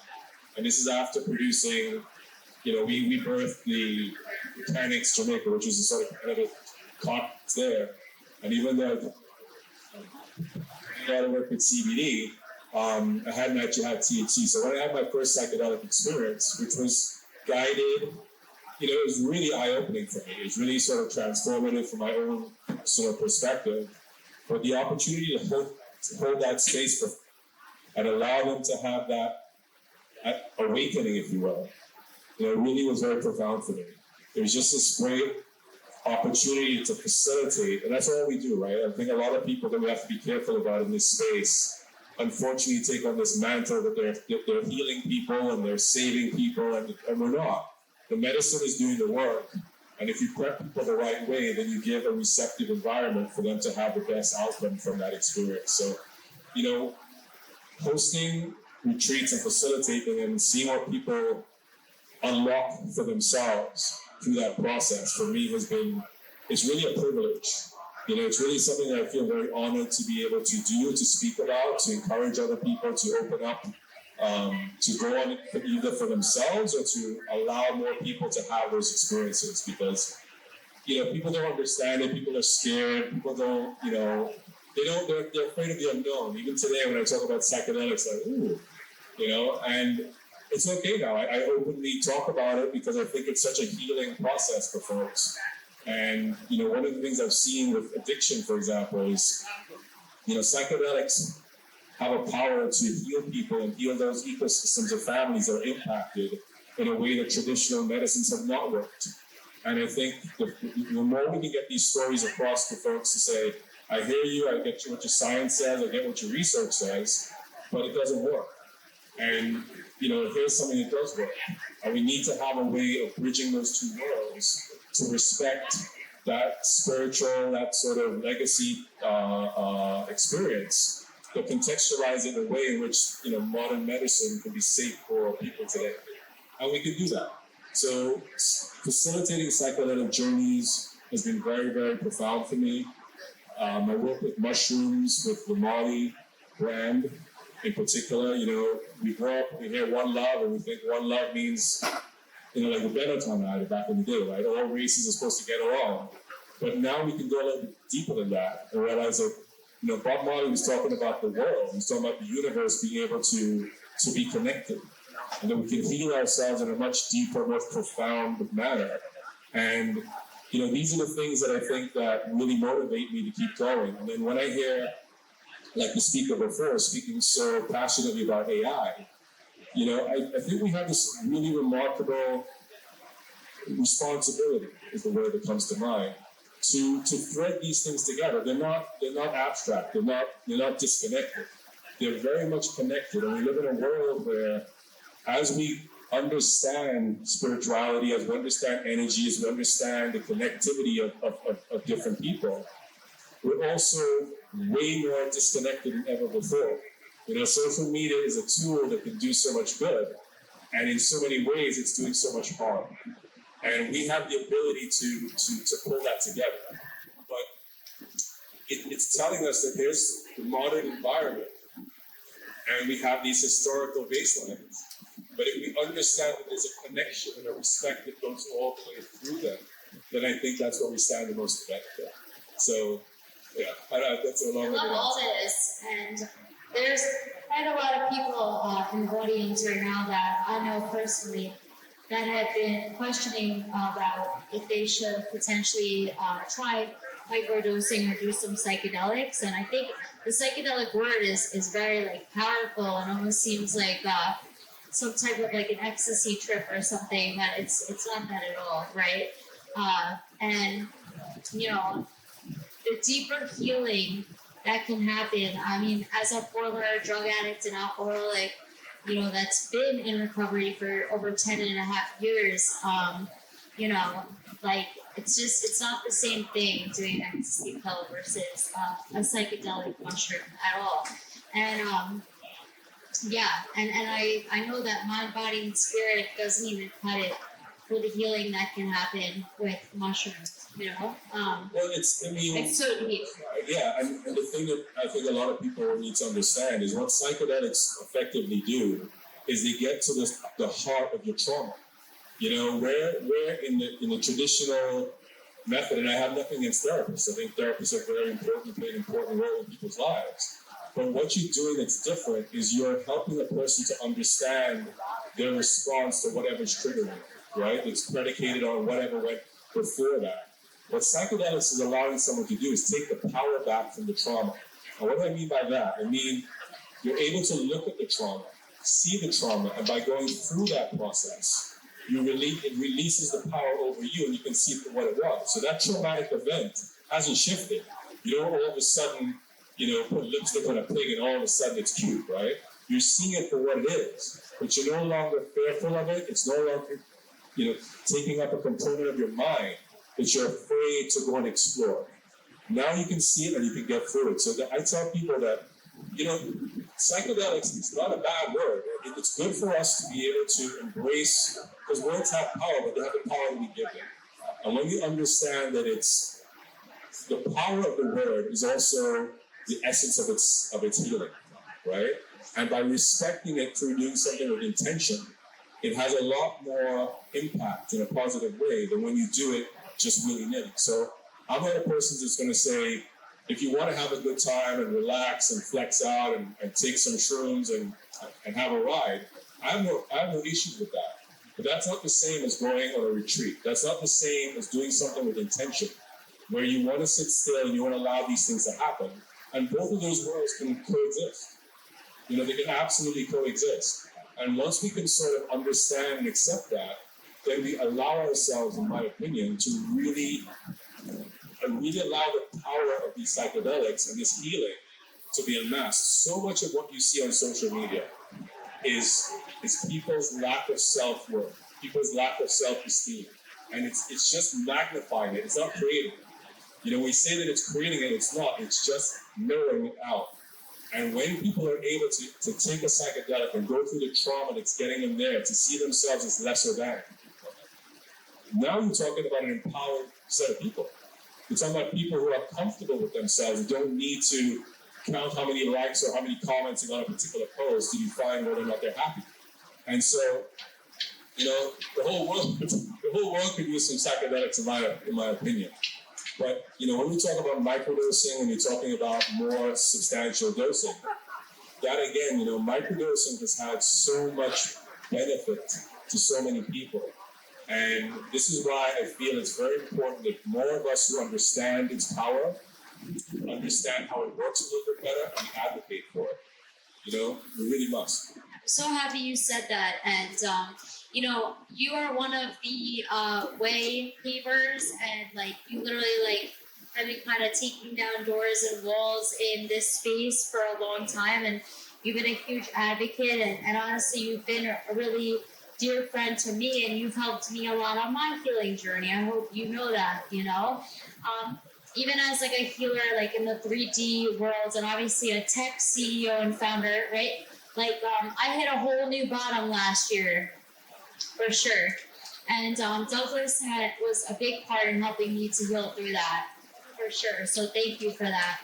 And you know, we need people like you out there that are helping people in a very normal way to heal, in my own opinion, to go out there and also the unity that comes behind it, right? With people like Douglas and I coming together. And when we first met, like a couple years ago, I was a totally different person. Do you feel like you were a totally different person? Definitely.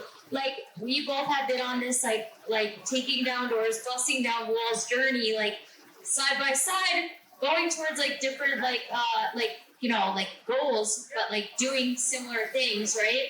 And like, you know, it's like, it's amazing when we come together too, right? to be able to like yo, how's it going? And to be able to come together and heal together, it's really beautiful. And so what other events do you have coming up? Do you have retreats coming up in Jamaica? And what do you see also happening with Marley One and Bob Marley Foundation and everything like that? Well, you allow me to sort of touch on something which, again, I think is super important. I mentioned Bob Marley and what things like One Love used to stand for. But I'll never forget when I first got into the cannabis space. The reason I got into it is I'm originally from Trinidad. And in Trinidad, we invented the steel pan. And as real Caribbean people, we sat on our hands, did nothing about it, and then it got trademarked in Japan and Germany and all of that. And the country's response was, oh my God, the government needs to fix this. That's not the government's job.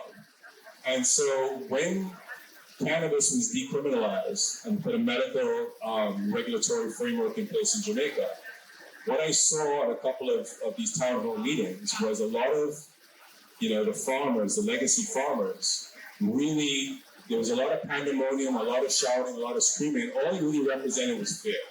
It represented this idea that people want to come in from abroad and take over this thing that they have sacrificed for, and they're going to be left on the sidelines.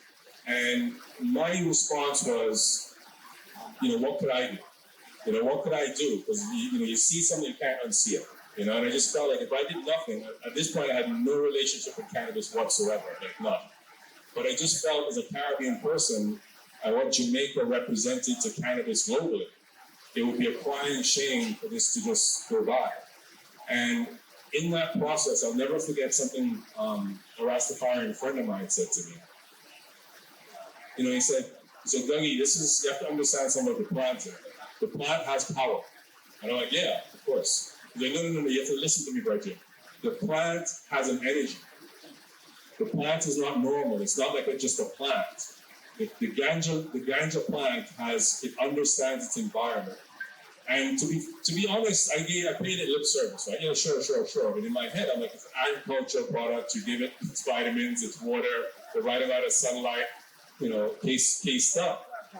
But what I've come to understand and see is there is an energy around the plant. And that goes through all plant medicine. How you approach the plant medicine, how you treat with it, how you respect it, how you embrace it, it's going to have a material impact on how effective it is. And so what I've seen in this industry since I started in 2016, and the amount of capital that flew in, the amount of people that were going to become, gazillionaires overnight and blah, blah, blah, blah. All the people that came from that point of view, almost to the final number, did not succeed because the plant grabbed them up, chewed them, and spit them out. And that's what it does.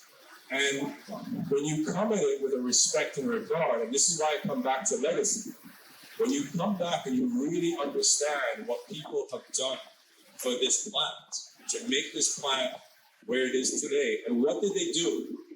They didn't change what it was. They just put a voice to say, this is what it is, and you need to respect it. And so from cannabis to mushrooms to ayahuasca to all these different natural compounds, when we respect them and understand where they come from, we have an opportunity to channel them into products and services that we can apply today, where we can look out for the greater good. It's not good enough to just say everybody should be able to smoke weed when they want to. That's not responsible, right? It's also not practical, and it's also leaves it at the whims and fancies of some unscrupulous people that might be out there saying, hey, it is what it is, right? No, it has to be properly regulated. But this idea that we've discovered something because we're so much smarter than the people before us, and therefore, you got to listen to us and not to them, it's bullshit. And if we understand that, then maybe we can also frame the way we process other things today, so we can benefit from it. And that's why I say it's kind of interesting to come on the heels of the lady talking about AI, because there is a continuum there, and there is a relationship to understanding where something came from, what its genesis is, how we could have learned from it, and where it can take us in the future. That's awesome. That's a theme of today all day, right? Like, yeah.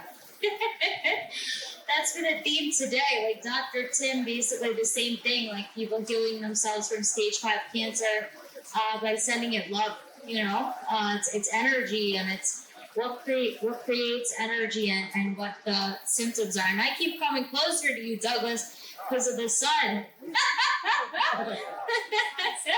That's okay. That's where the vortex is. The energy in the vortex. Yeah. You know what? The sun is energy too, right?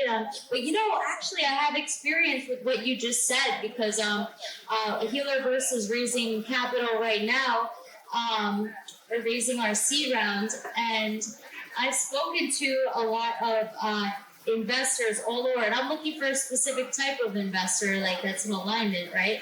But thank you. Oh, it's it's moving on its own. But I have actually spoken to some VCs, particularly that lost all their money in cannabis, and the way that you just articulated that and said that, it's like when it comes with bad intention, like, and not respecting like the plant, then you're not going to get a good outcome. And that's my experience too. Like I mostly eat plants. Like I'm 99% vegan, and I'm not promoting veganism. I don't care what anyone eats. It's not my business. But I do what's best for me spiritually. And the last couple of days, I've been eating, like even Joe the Juice isn't like in alignment with what I usually eat, right? So I love it though. It's so delicious. But I've been sluggish a little bit because I'm used to eating straight up like whole foods, fruits and vegetables. And my energy is different. Even like this every day, I drink the same cup of coffee. You know what I mean? And if you don't know where I'm from, now you do. But yeah, everything is energy, and yeah, that's really interesting. Like, what are your intentions with medicine, with investments, with everything? And when you get sick, what causes it, and how do you heal it? That's been like a real big theme of today. I think too, the other thing, Trish, that I like to see is you know, as we evolve, is that, you know, brands and companies that have an ethos, that have a real strong sense of what they're trying to accomplish in a positive way, in a substantial and authentic manner. You know, those are the brands you want to see continue to thrive, and you want to collaborate with. And, you know, that's why, for example, even now I'm very excited about we're bringing cookies to Jamaica, right? So cookies are a cannabis brand. But, you know, for me, on one hand, I'm excited for Jamaica, because it validates, it puts the country back in the spotlight. They've struggled with the regulatory implementation of cannabis laws in Jamaica. It's been a shit show, to be frank, right? And so it's ebbed. And then you had all this capital that came in for the wrong reasons, so it kind of, you know, created its own little bubble. And so it's sort of slowed in a way. And this is an opportunity, but it's the right timing. See, that's the whole thing. It's the right timing, because the people behind the brand, which I'm very happy, I was very excited about, you know, they've been, you know, we want to do things with the farmers, we want to do things with the Rastafarian community, we want to incorporate their genetics, we want to, you know, it's really like, wow, this is really the right time. It brings a lot of shine, and there's a lot of opportunity there, but it also represents something very positive for people who sacrificed, you know, who've seen an opportunity they thought was going to lead them. And now here's something that's going to incorporate them and help to exchange knowledge and information. And I think, you know, too often, which maybe they're guilty of, you know, big brands come in, and there's nothing inherently wrong with that. What's wrong with that is when it's sort of like, you know, you build the right product in the right way, you're going to make the most money. If you look to make the most money, then you don't look to build the right product, and don't look to build in the right way, and then you actually don't make as much money as your intention. And I think when we do these things with real intention, and especially in plant medicine, I think that's the real differentiator. In plant medicine, there's no other way. And that's what I hope that my experience and my perspective and all the travels and all the different, you know, talks I've been to and people I've met, ultimately, I hope that if I can make an impression, it's just to bridge that gap between, if you do it with real authenticity. You know, the The unfortunate part about that word is it's become another buzzword. It's become inauthentic because it became hot, it became cool. But it really is as simple as that. If you do it with real intent, if you want to see something work for the right reasons, invariably it does. And I think that when you see entities, particularly in plant medicine, I say again, coming in with the right intent, they're going to do extremely well, particularly when they make an active, ongoing effort to incorporate the community for the sacrifice that has helped to put this on the map for so long. Yeah. And, finally, I will say this, and again, I'm not Jamaican, but I live in Jamaica. When it comes to cannabis, one of the first things I learned was it's a commodity, right? Thank you, man. They actually say that it's a commodity, it's a plant, right? Ultimately, flower is a commodity. And yet, the only flower brand that is not a commodity is called ganja. And when you say ganja, everybody knows it's Jamaican, And yet, somewhere along the way, it became cannabis. The proper word was cannabis. And I think that there's some power just in something as simple as understanding that when Peter Tosh and Bob Marley went around the world talking about ganja, this was not a time when you had a right to visa as an entertainer. You're a little black man from a little country as a rounding error. And yet they had such a sense of conviction in what they were talking about and the importance of this, that they went and told the world about ganja. And it's important that we just understand little things like that, where that conviction came from, where that sense of, I'm prepared to sacrifice my livelihood because I might be saying things that people don't want me to say, and I'm saying it in their country. So there's a very high probability they can just put me out and my money's gone. And yet it was something that they were unrelenting. And I'm only saying this to say because it's transferable. It's transferable to me when you understand the genesis and you give enough due respect, then you can embrace things that you would otherwise overlook and not see.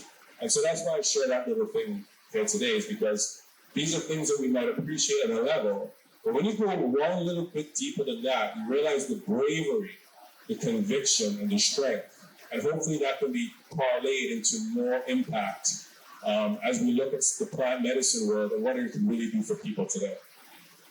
Thank you so much, Douglas, for everything. Thank you for being my friend all these years.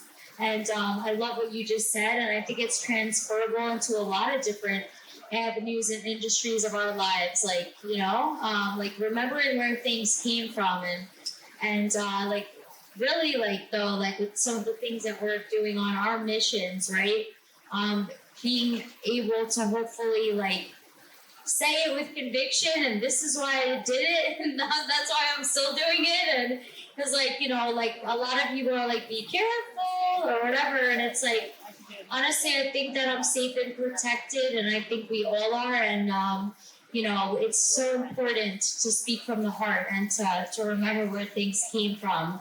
That happens in a lot of different countries and stuff too, whether it's politically based or governmental or whatever. But it's important to be able to preserve culture, right? Yeah. So shout out to Jamaica Mon. Shout out to Marley One. And how do people get in touch with you? LinkedIn. Yeah. Douglas K. Gordon. Okay, Douglas K. Gordon. And actually, fun fact, there's a guy in here named Tom Kane, and he knows about your company. Yeah, that's my dad. Yeah. Because he's seen some of your stuff come across his desk. He's an investment banker. Yeah. And they actually have a whole, marijuana, if you want to call it that, or ganja department. So he's the guy right there with the white hat if you want to go drop him a hello. Thank you guys. Thank you guys so much. Does anyone want to ask Douglas any questions? He's here from Jamaica. Awesome. Thank you so. I have a billion questions, to be honest, but I really appreciate it. There was one I really wanted to ask. I started with ayahuasca over the last 3 years and never realized, I mean, just stayed focused on ayahuasca and didn't know about anything else, but that's what it was. And it's such a serious, potent plant medicine that's so positive that we're in great battle with pharmaceutical companies. And that's, I think, is going to be the front that we have to work on. So when you spoke about integrity, I mean, really the word is integrity. Have integrity for the plant medicine and be able to communicate those values and those ethics of what you spoke about. It's going to be so critical for within the years that come, because there's going to be a real pushback, I think, on this. I can imagine that. So. Well, it is happening. There's a lot of pushback. There's a lot of, but at the same token, what's beautiful about it is there's so much benefit, and people are seeing it. Like even from a microdosing perspective, they're seeing it. And while I don't know what the legal unfolding is going to look like, on a common sense approach, I look at the parallel between ibuprofen and psilocybin. Okay. And the parallel to me is as simple as this. I can go to CVS or Walgreens or wherever is your preference and buy a 400 pack of Advil, right? Just like that. Just buy it and read. 400 count of 200 milligram Advil. But if I want to get an 800 milligram ibuprofen, I need to go see a doctor, get a prescription, and then I can get it. Now, this is such a simple observation to me when you think about how we stand on how great this process works today in terms of protecting people. When you can go through all of that to get an 800 milligram ibuprofen, but you can get 8,000 milligrams just by buying it at 200 a pop, right? Where psilocybin to me is similar in terms of how I would like to see it work. Microdosing is sub-perceptual dosage, okay? And I would love to see that that's available to people in a pharmacy or readily accessible, because it's very safe. But what it does for people in terms of their every single day mindset and sort of dulling this dip that so many suffer from in their thoughts, it has a material impact. And it's kind of why when people say about how, psilocybin it's not a priority for the DEA, et cetera, it's because there's so many people who are benefiting from it. And that's in the microdosing strength. When you get to a higher dosing, you have different indications. And so, yeah, you need to be a little bit more careful. You want to screen people. You want to make sure that they don't have any sort of, predisposition to psychotic breaks, et cetera, absolutely. But, when you talk about ayahuasca and you talk about psilocybin and other compounds, my perspective is simple. When you find the thing that works for you, it works for you. And you don't need to experiment a whole bunch of stuff. When somebody says, here's a, vodka and orange juice, and that becomes your drink, you don't need to go to the bar and have rum and whiskey and tequila. You know what I mean? That's your drink. You're good.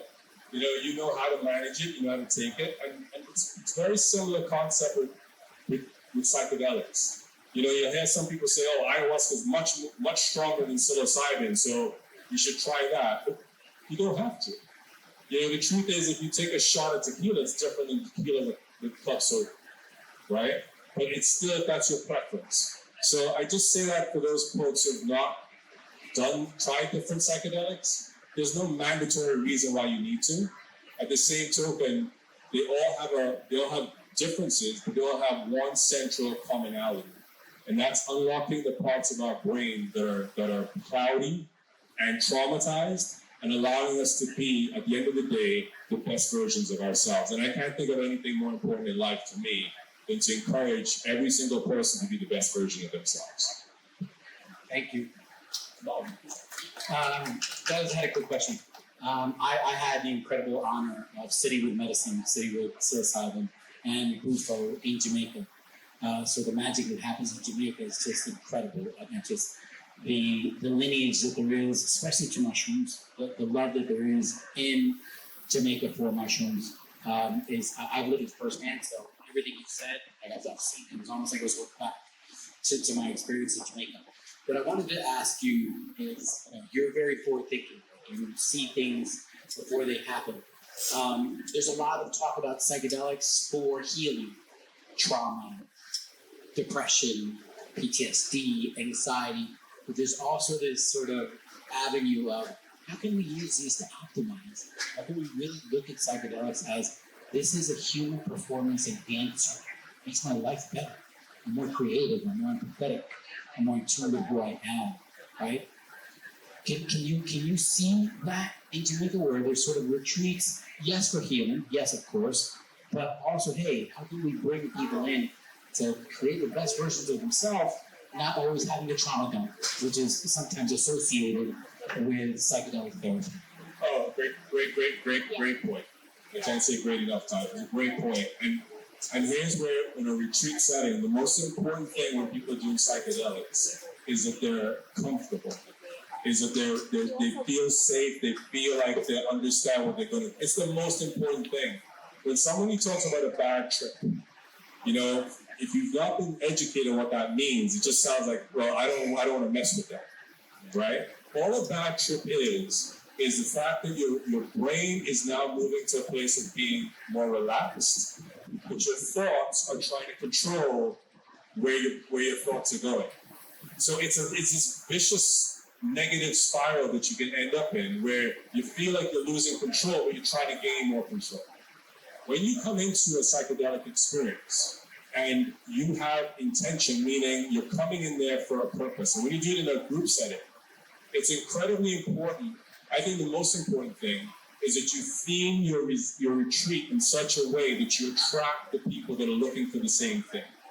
Because if you sit together and someone's looking to be, you know, less depressed, or, you know, they're like, it's all my mother's fault and I just need somebody to like contextualize that. And someone's like, man, my life is going great and I just can't wait to get to the next level. But I don't know what it is, but something's holding me back and I want to free myself from it.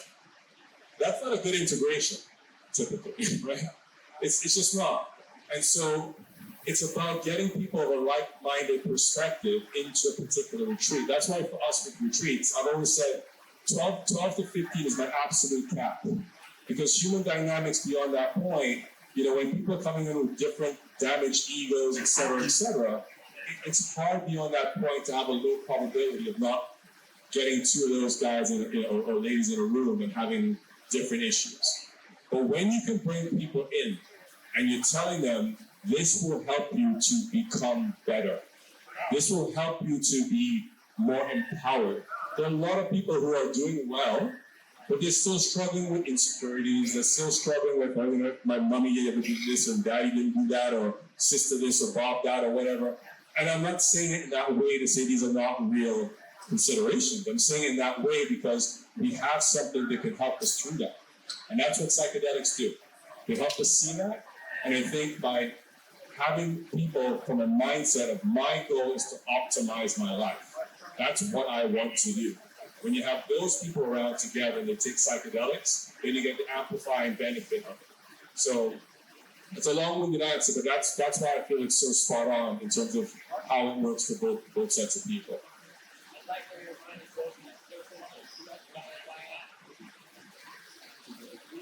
Thank you. So we're gonna wrap it up now because we went a little bit over, which is totally cool. Douglas, thank you so much for coming here. I'm so grateful we've been friends for all these years and trudging the road together to like heal the world, basically. And I love you, brother, and thank you. Thank you very much.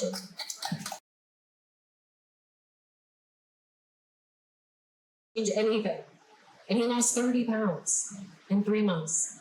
And it was like right here, all of it gone. You know, and so that tea is close to my heart because I see that tea have major breakthroughs for people. Major. You know, the other is the sleep tea. And we need rest. We need essential deep rest every night. And if you're not getting that, your body can't heal. Because that's the healing time. If you're eating too close to bed, your body's working on the meal. It's not working on healing and repairing the things that are broken or breaking down. And so if you can just have the sleep tea before bed, you're going to get into such a deep, beautiful sleep that your body's going to organize and heal itself. And in the morning, you feel great. And then you could do better the next day. And with that tea, I notice people that don't sleep good They drink about half a cup in the, I mean, they're out. It happens all the time. It's so unbelievable. For myself, I've been sleeping good for a while now, so I can drink it with dinner, and I'm still up for 3 hours putting the kids to bed. And it's not like I'm tired. I'm still having enough energy to get through that. So that's the beauty of herbs, is that they really are so intelligent, and they go in your body and they figure out what you need. And that's why one herb can help with diarrhea or constipation. What? Those are opposites. But how can it help that same herb help with both? Because it's working on your digestive tract. So whatever your digestive tract needs, that's going to help you. You know? And the other thing with herbs is that a plant has equally distributed life force throughout the whole plant, meaning eyes everywhere, brain everywhere, heart everywhere. So for us, if you cut off our head, we would not function or cease to exist anymore. But for a plant, you can cut off the top of it and it's going to still thrive. Why? Because it's equally distributed life force. And what that also means is that you're getting the entire life force of that plant, the whole essence of it, the whole spirit of that plant. It's a beautiful thing. Thank you.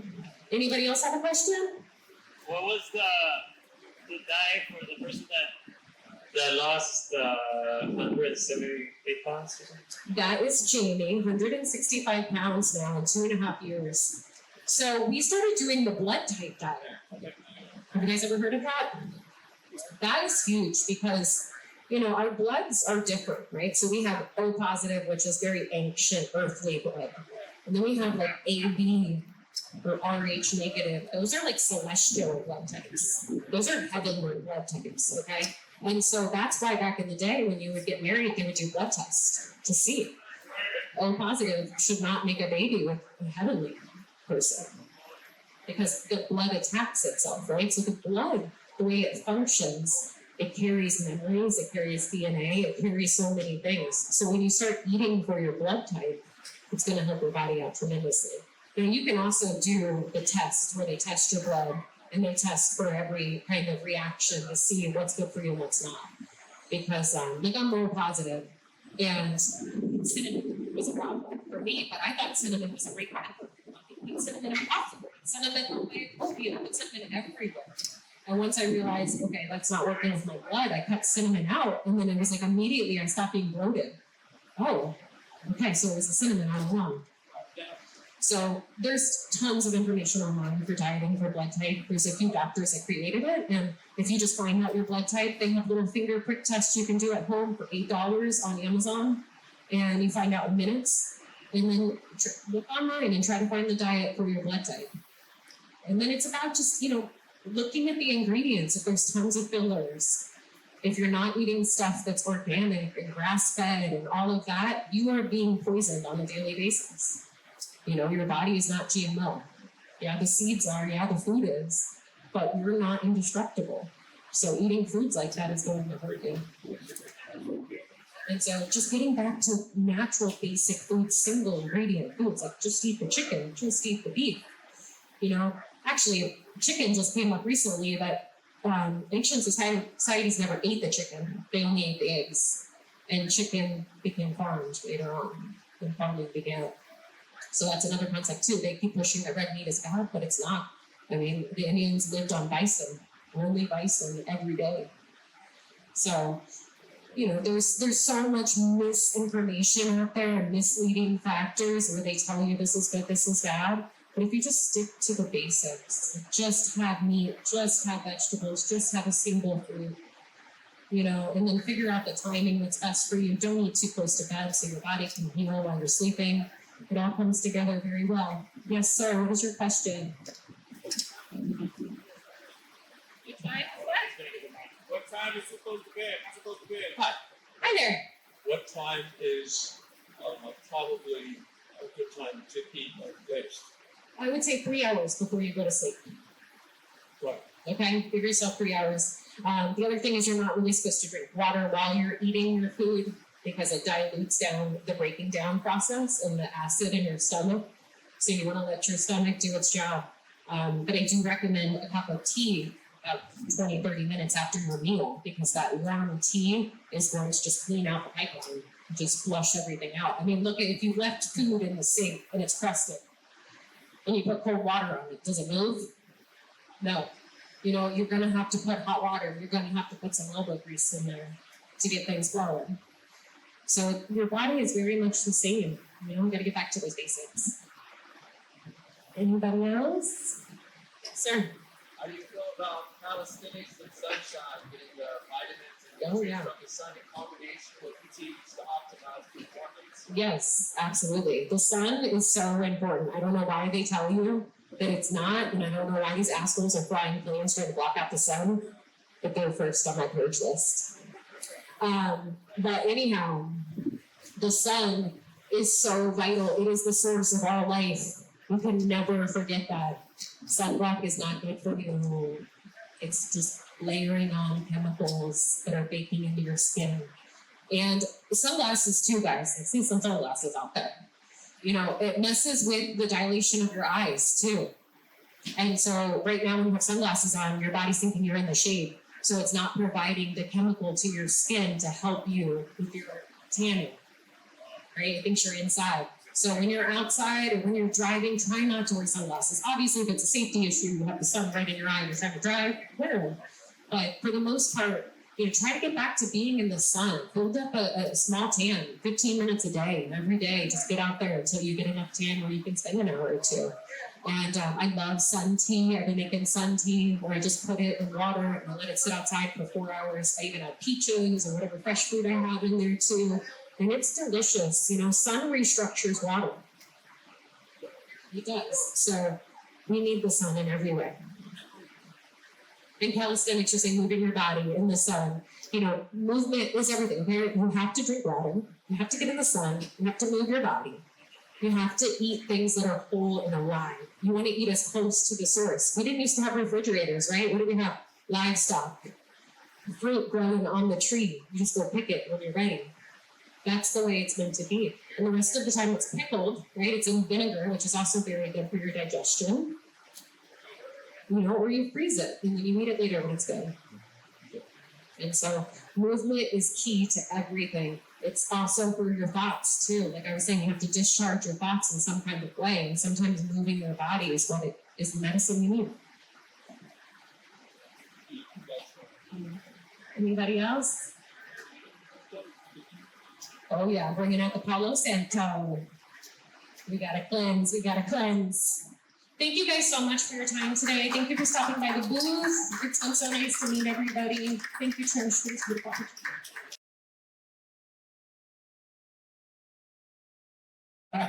Douglas, you're not microdosing Ozempic. Yeah. So I'm here to talk about psychedelics, right? Not the psychedelics of the 60s, not the psychedelics of the Grateful Dead, not the psychedelics of fish, not that there's anything wrong with that, but the new psychedelics. The psychedelics of Johns Hopkins University, the psychedelics of NYU, the psychedelics that Robert F. Kennedy's talking about.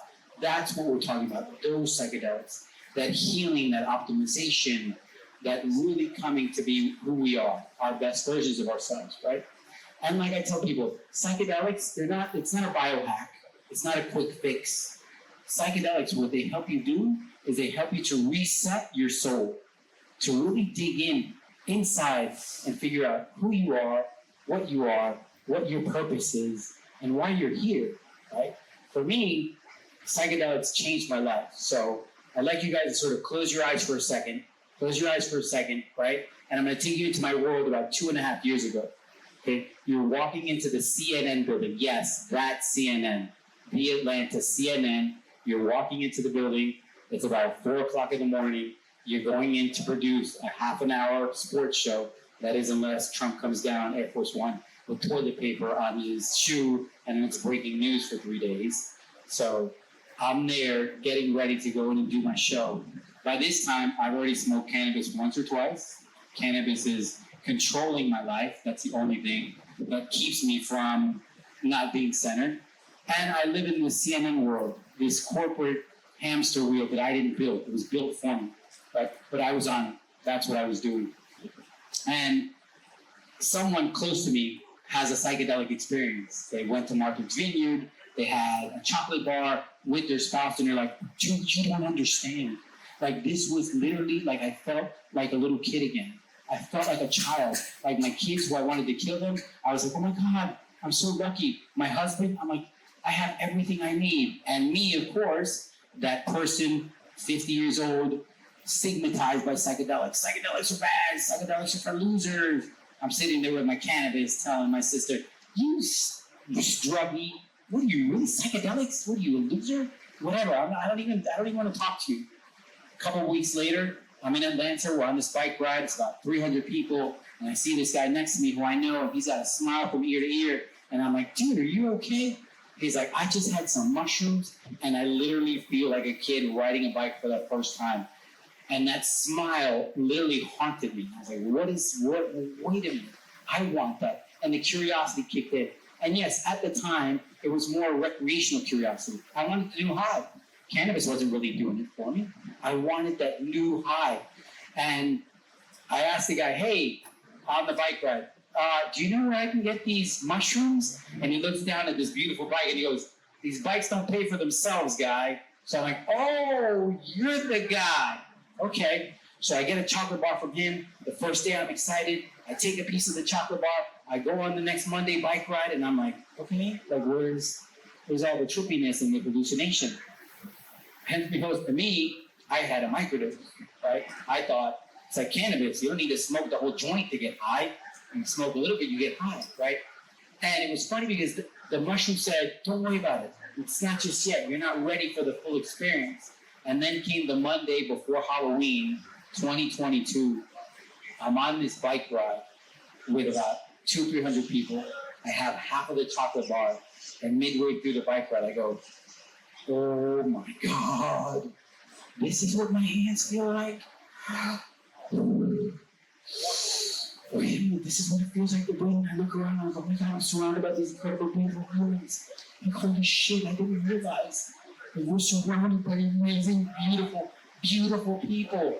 And this bike ride turns into this kaleidoscope of houses being haunted and shrubs and everything else. And I get off the bike and I look at my phone and my phone's in like 3D and it's tripping out. Like, whoa, this is awesome. And I get in my car and I drive home as I'm hallucinating, okay, behind the wheel of a ton car. And all of a sudden my conscience says, what are you doing? Are you serious? This is what you turned into? You're chasing highs. I mean, have you not realized that you're hallucinating and you're behind the wheel of a car, that you can crash into somebody, you could kill yourself? Like, and I was like, what? Because I know for a fact, if it was alcohol, I'd be like, we're worse than this, we're gonna bring it home. If it was cannabis, the cops are, I'm like, that shit now. But this was like, what are you doing, guy? Seriously. And of course, as a 25-year journalist at CNN, I get home and right away I'm like, what just happened? What was it that these molecules, that these elements did that made me change everything? Everything. I saw things differently. And all of a sudden I go, wait a minute, hold on a second.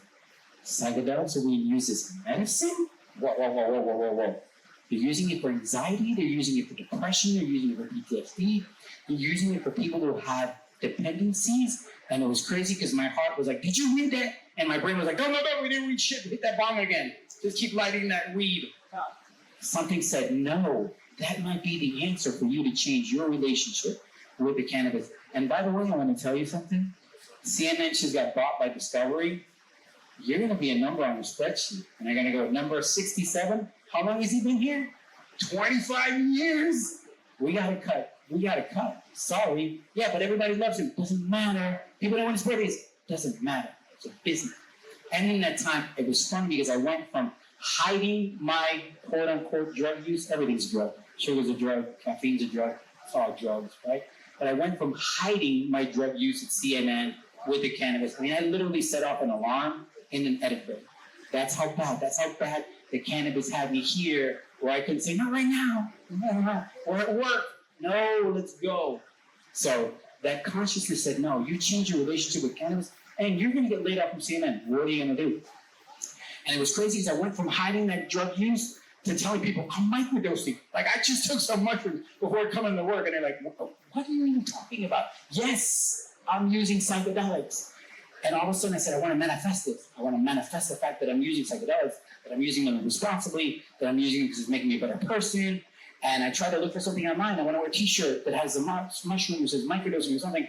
And everything was very tie-dye, trippy, psychedelic-ish. And I said, look, seriously, let's be honest. If a guy like me with all this gray hair and some tie-dye shirt starts talking to me about microdosing, what are you going to say?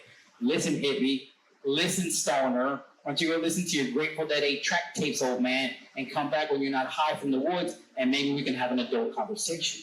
So I said, let me start an apparel brand called Cultivating Wisdom that we can have intentional, we can have message-filled conversations about psychedelics. And someone said, my shirt says, oh, you microdose? And this happened to me. I was in a supermarket in Atlanta, and some woman comes up and she goes, you microdose? And I went, yeah, how can you tell? Because of my smile? She said, no, because you're shook, dumbass. And I went, oh, okay. And she said, look, before, I used to drink a bottle of wine every single day. Hey, yeah, I just got home from work. Yeah, let me get a glass. Hey, yeah, you know what, dinner's almost ready. Let me get that second glass. I'm not going to leave that little bit in. By the end of the night, I'm like, she goes, now I microdose every third day. I'm more present for my kids. I'm more present at work. I'm more present for my husband. So we started the apparel brand, which starts conversation, right? Whether it's, hey, teach me about microdosing, or whether it's, hey, you're microdosing, so am I. What are you microdosing? Oh, I'm microdosing LSD. Really? And you have a reliable source to get that? Of course I do. Come here. Give me a hug. We'll make this happen. The Cultivating Wisdom started it. As I start to share my story, right, and people are like, wait a minute, what are you talking about? This microdosing stuff? And people my generation, people over 50, started having questions. I said, well, why don't we create a platform for this generation? So we created microdosingover50.com, which is a place for people over 50 to come and get honest, open, and objective information about psychedelics through courses, through healing. And I said, you know what? There's this dynamic that exists now in this world where there's two types of people right now. There's people who are manifesting love you wealth. I didn't say money. Love you wealth, right? And I'm going to be honest with you. I'm going to manifest all of it, like as big as possible, knowing that I'm only going to take what I need. I need my home. I need my clothing. I need my food. I need that if my daughter says, hey, you know what, Dad, I want a wedding. Okay, what do you need for your wedding? So there's people who manifest love you wealth, and there's people who manifest fuck you wealth, right? It's about me. It's about living with this and about that. If we can get more people to manifest love you wealth and say, you know what, I'm going to take what I need, and the rest I'm going to find people and figure out what they need, how I can help. So I created a podcast called the Love You Wealth Podcast. And now what we're doing is we're realizing psychedelics are beautiful, amazing for healing, right? But there's also this sense of optimization for humans. Like, how do we really tap in to the best of ourselves, to the best of our ability to love, to nurture, to cultivate wisdom, to realize that today, and some of you have heard me say to you, today, best day of my life. Best day of my life. That, not a day, that's a memory. That's not a day, that's a fantasy. So right now, best day of my life. All of you, thank you for being a part of the best day of my life. Like I said, this is the new psychedelics, right? Also, psychedelics are not for everybody. Don't be like, oh yeah, Cesar was there, he said microdosing changed his life, it was awesome. Let me, No, there's a calling. Listen, educate it, find out what's your medicine, what are you sensing, what are you feeling. That's what this is about. I'm a big believer that, look, the earth is giving us everything we need. And it gave us these substances, whether it's ayahuasca, whether it's DMT, whether it's bufo, whether it's mushrooms. And the fact that there's a government telling us, no, you can't use something that they, okay, so what's next? The sun, is that illegal? The air, is that illegal? So we're at a point in our humanity that we need more love, we need more connection, we need more empathy. And if psychedelics can help us do that and create our best version of ourselves, that's where the healing starts, right? There's people here who are beautiful healers, but the most important healer in your life has to be this one. Because when you heal, and you're healed, and you walk around, and you share this energy, You share this positive energy because I heal. Then the others heal. We heal the others by healing ourselves. And psychedelics is incredibly happy to do that. It's, again, the potential is there for what they're doing. The potential is for things from, I have a great woman that I met, and she had this eating disorder called FARS. And the idea is that you literally can only fathom 4 foods. That's it. Everything else is like, I can't. It's not possible. And she read stories about using psychedelics for other types of eating disorders, bulimia, anorexia. And she says, I wonder if maybe this might help me. And she talks to her partner who, just because the universe is like this, is a foodie. He loves food, but he met somebody who he loves, and she says, really can't have only 4 foods. And she says, maybe this might work. Would you sit for me? And he says, yes, of course. She says, what I'm gonna do is I'm gonna take the medicine, and I want you to put out 4 or 5 plates of things that you know I would never eat, ever. And we'll see what happens. He goes, okay. So she puts on a blindfold, takes the medicine, puts on music. Half an hour later, she's like, and she walks, blindfold on, walks over to where the food is, and she's like, what? It's all up here. Sometimes our own blockages are up here in our own mind, right? And that's, again, what psychedelics could do, right? I'm gonna finish off with a wonderful story about how once we meet, once people see the difference, once people see the change, it's the payoff, right? When psychedelics come into my life, I call my 80-year-old Colombian mother, and I said, Mom, you know that cannabis dependency that I deal with? And she said, I'm your fucking mother. Of course I do. And I said, Mom, look at this. I'm gonna start to use psychedelics to overcome my cannabis dependency. And she was like, are you serious? Like, are you crazy? Like, have you lost your mind? She literally said, have you smoked that much weed that you think that that's the solution? And I went, Mom, look, I'm a journalist. I've done my homework. There's research behind this. And right now I got 2 options. I continue to smoke weed like I'm in a reggae band, or I try this. So I'm gonna try this. A month later, when she says, holy cow, he started his own company. Holy cow, he's talking differently. She's in Colombia, and she sees this mushroom pendant, and she buys it for me, and she hands it to me, and she says, I'm so proud of what you're doing. So my parents are proud of the fact that I use psychedelics. If that's not an endorsement, then what else can be? So if you have any questions about psychedelics, just don't ask me where to get them, because that's not what I do. I do have affiliates that I do work with that I can guide you there. But yeah, there's a lot of wonderful conversations to be had. There's a lot of things that psychedelics are helping, whether it's couples therapy, whether it's people with eating disorder, whether it's, look, I have a kid who's in the military. I have a son who's a first lieutenant, right? I'm a possible phone call away from saying, you know what, we need boots on the ground, right? Whether that happens or not, I know that one day he's going to take that uniform off. And if there's a potential for him to somewhere get this type of healing, then more power to it. Right? So thank you guys for listening. As I always say, best day of your life today, go out there, tell people, thank you for being part of the best day of my life. Go out there and cultivate wisdom. We all have wisdom. Every single one of us has a piece of wisdom. Go out and share that wisdom. You don't know who you can change, right? Go out and spread much love. It's just be good poops. That's what it's about. And do good psychedelics. Questions? Any questions? Any questions? Questions? How do people get in touch with you? Awesome. So LinkedIn, Cesar Marin is a great place. I am on Instagram. I am shadow banned on Instagram, which means I'm doing something good and I'm pissing somebody off, which is good. But you have to write the whole thing out, cultivating.wisdom. If you go there, there's a link tree there. I have a free ebook. It's called Cultivating Wisdom. It's I created a kid's book for adults on what microdosing is and sort of entry level into psychedelics. So it's not some white paper. It's just a little fun. There's cartoons in it and stuff. And yeah, so we're like I said, we're creating these retreats called the Summit Within. We're looking for CEOs, CFOs, COOs who want to really tap in and optimize themselves as business owners, as partners, as fathers, as sons, as husbands, as humans. That's, I think, when we could do that, Douglas talked a little bit about it, where we can find these containers of commonality, right? And that's why the summit within, they're really small containers, it's 5, 6 maximum, where we can really, again, get naked. Like I want people to say, you know what, leave all the other stuff. Just come here and everyone wears the same thing, and let's come together as humans, right? Let's get tribal. Let's get naked. I mean native. Let's get, that's what you got. So, question?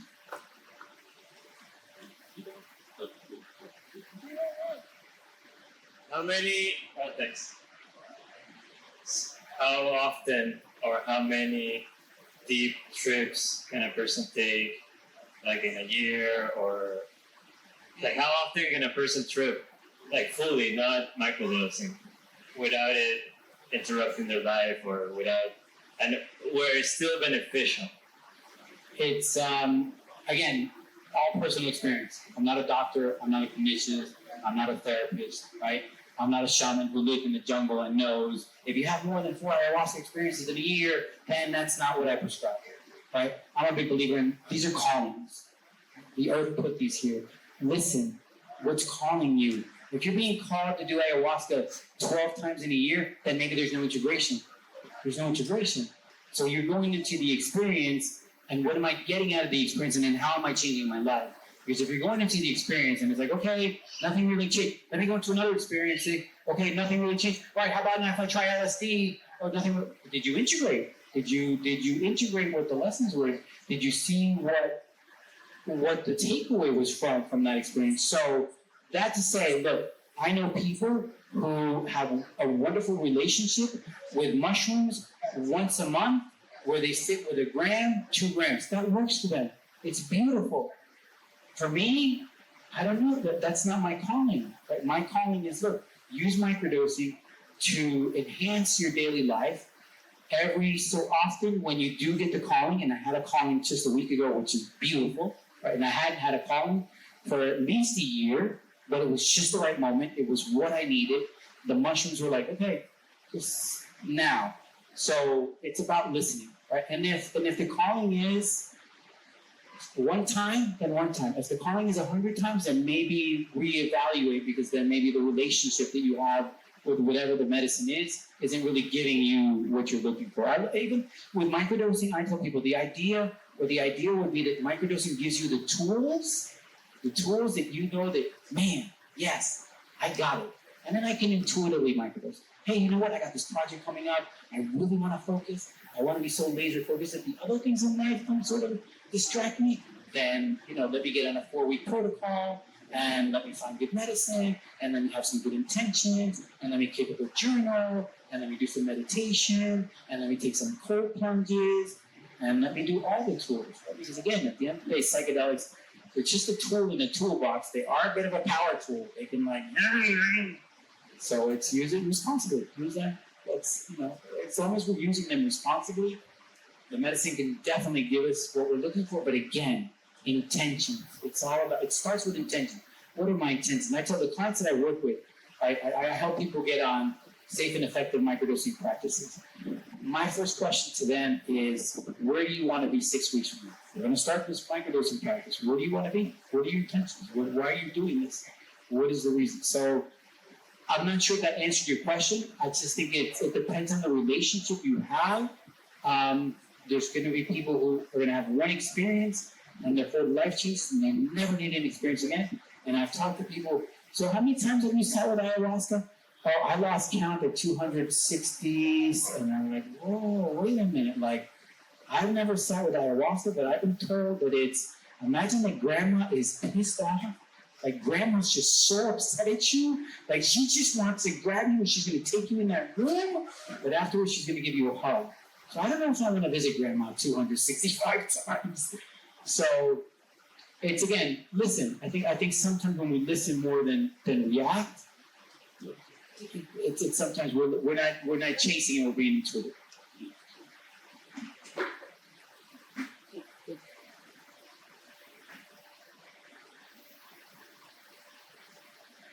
Okay, you touched on one thing, which was integration. And then the other thing, it seems like this is a big movement now, and there's a lot of noise in the microdosing space. So, what kind of level of discernment did you go through to say this particular supply was for me and this wasn't? Because I know there's a lot of people in the industry who are now growing their own mushrooms, and their consciousness and their energy goes into that. And so there seems to be a lot of stuff out there. And then I'd love to hear more about your integration process. Okay. So a couple of things to touch on there. One, yes, that's always there's a question of what medicine, sourcing of medicine, what do I do, what don't I do? There's microdosing this, there's microdosing that. To me, the best way, what I would say, people, if you really want to microdose, grow your own. Grow your own. It's not that difficult, okay? You get to see your own mushrooms, you get to play music for them, you get to talk to them. There's now literally companies that will sell you small little grow kits. It's your own personal dosage. You don't need pounds of mushrooms if you're doing this responsibly. If you're selling mushrooms, obviously, that's what you need. But to me, that would be the safest, most effective way to microdose and to psychedelics and mushrooms, right? Because, like you said, there's a lot out there, right? So then there's protocol, right? Do I do the Fadiman protocol, 1 day on, 2 days off? Do I do the Stamets protocol, 4 days on, 3 days off? Do I start with 250 milligrams? Do I start with 150 milligrams? Do I have? It comes down to citizen science, because psychedelics, everyone's going to have a completely different experience. I got to have a twin of mine, clone. We've eaten the same thing, we've done the same thing, and we're going to take exactly the same doses, and their experience will be different than mine. So in microdosing, what has worked for me has been that citizen science. Hey, you know what? Let me try 1 day on, 2 days off for 2 weeks. Let me start with 100 milligrams. Let me see where I am. Okay, yeah. You know what? I see some flow. I see something. Let's see what happens if I go 200 milligrams. Oh, okay. Wait a minute. Now maybe things are a little bit. How about 250 milligrams? Oh, okay. Wait. I'm like a little bit yawny. Like I feel like I'm tired. But okay, well then, sort of level it back. Right. The same thing with citizen science. I had a guy who I worked with. We went 1 day on, 2 days off. High deadline every day. 2, 3, 4 deadlines a day. Bum, bum, bum, bum, bum, bum.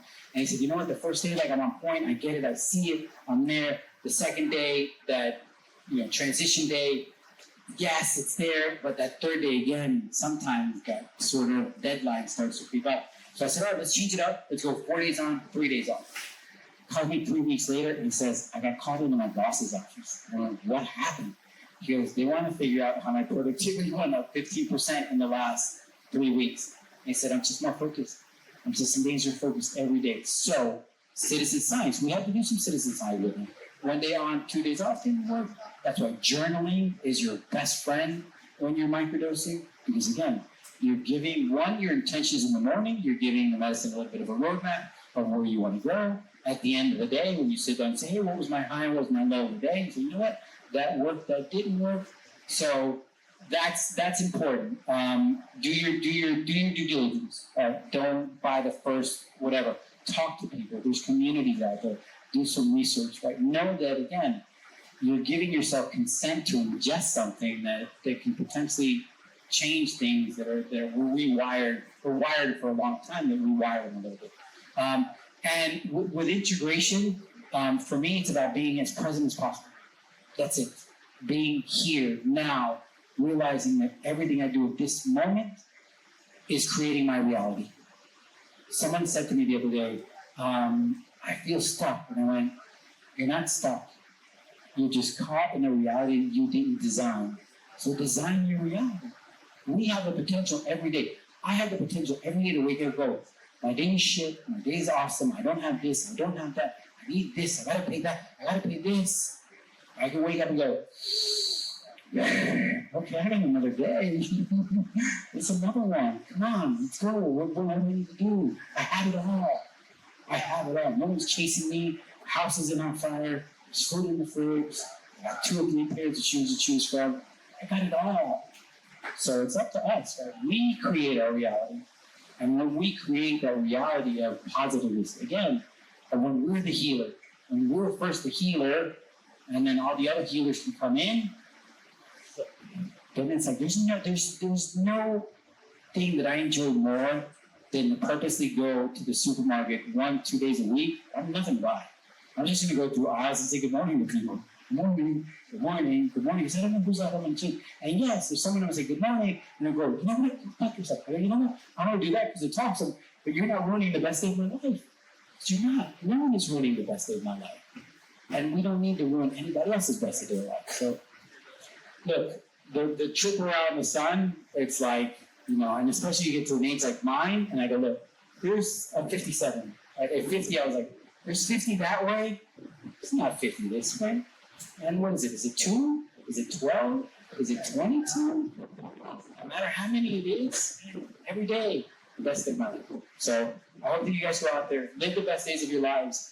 Live the best days of your life every day, because we're surrounded, right? I tell people we are human mushrooms connect, right? Mushrooms connect through the mycelial network. Use your own mycelial network to connect with these beautiful humans. And when we have spaces like this, it's really unique. I mean, I live in Atlanta, I live in Georgia, and we're literally divided. Households are divided. It's literally, that's green. No, it's forest green. You don't see the things where I see them, you're not my friend. That's literally where we live in Georgia. When you get to spaces like this, and it's like, you think I care when you voted for? No. You think I care if you pro-life or pro-choice? No. You think I care if you pro-life? No. All I care is that you have a white skeleton, you have a red heart, and beats.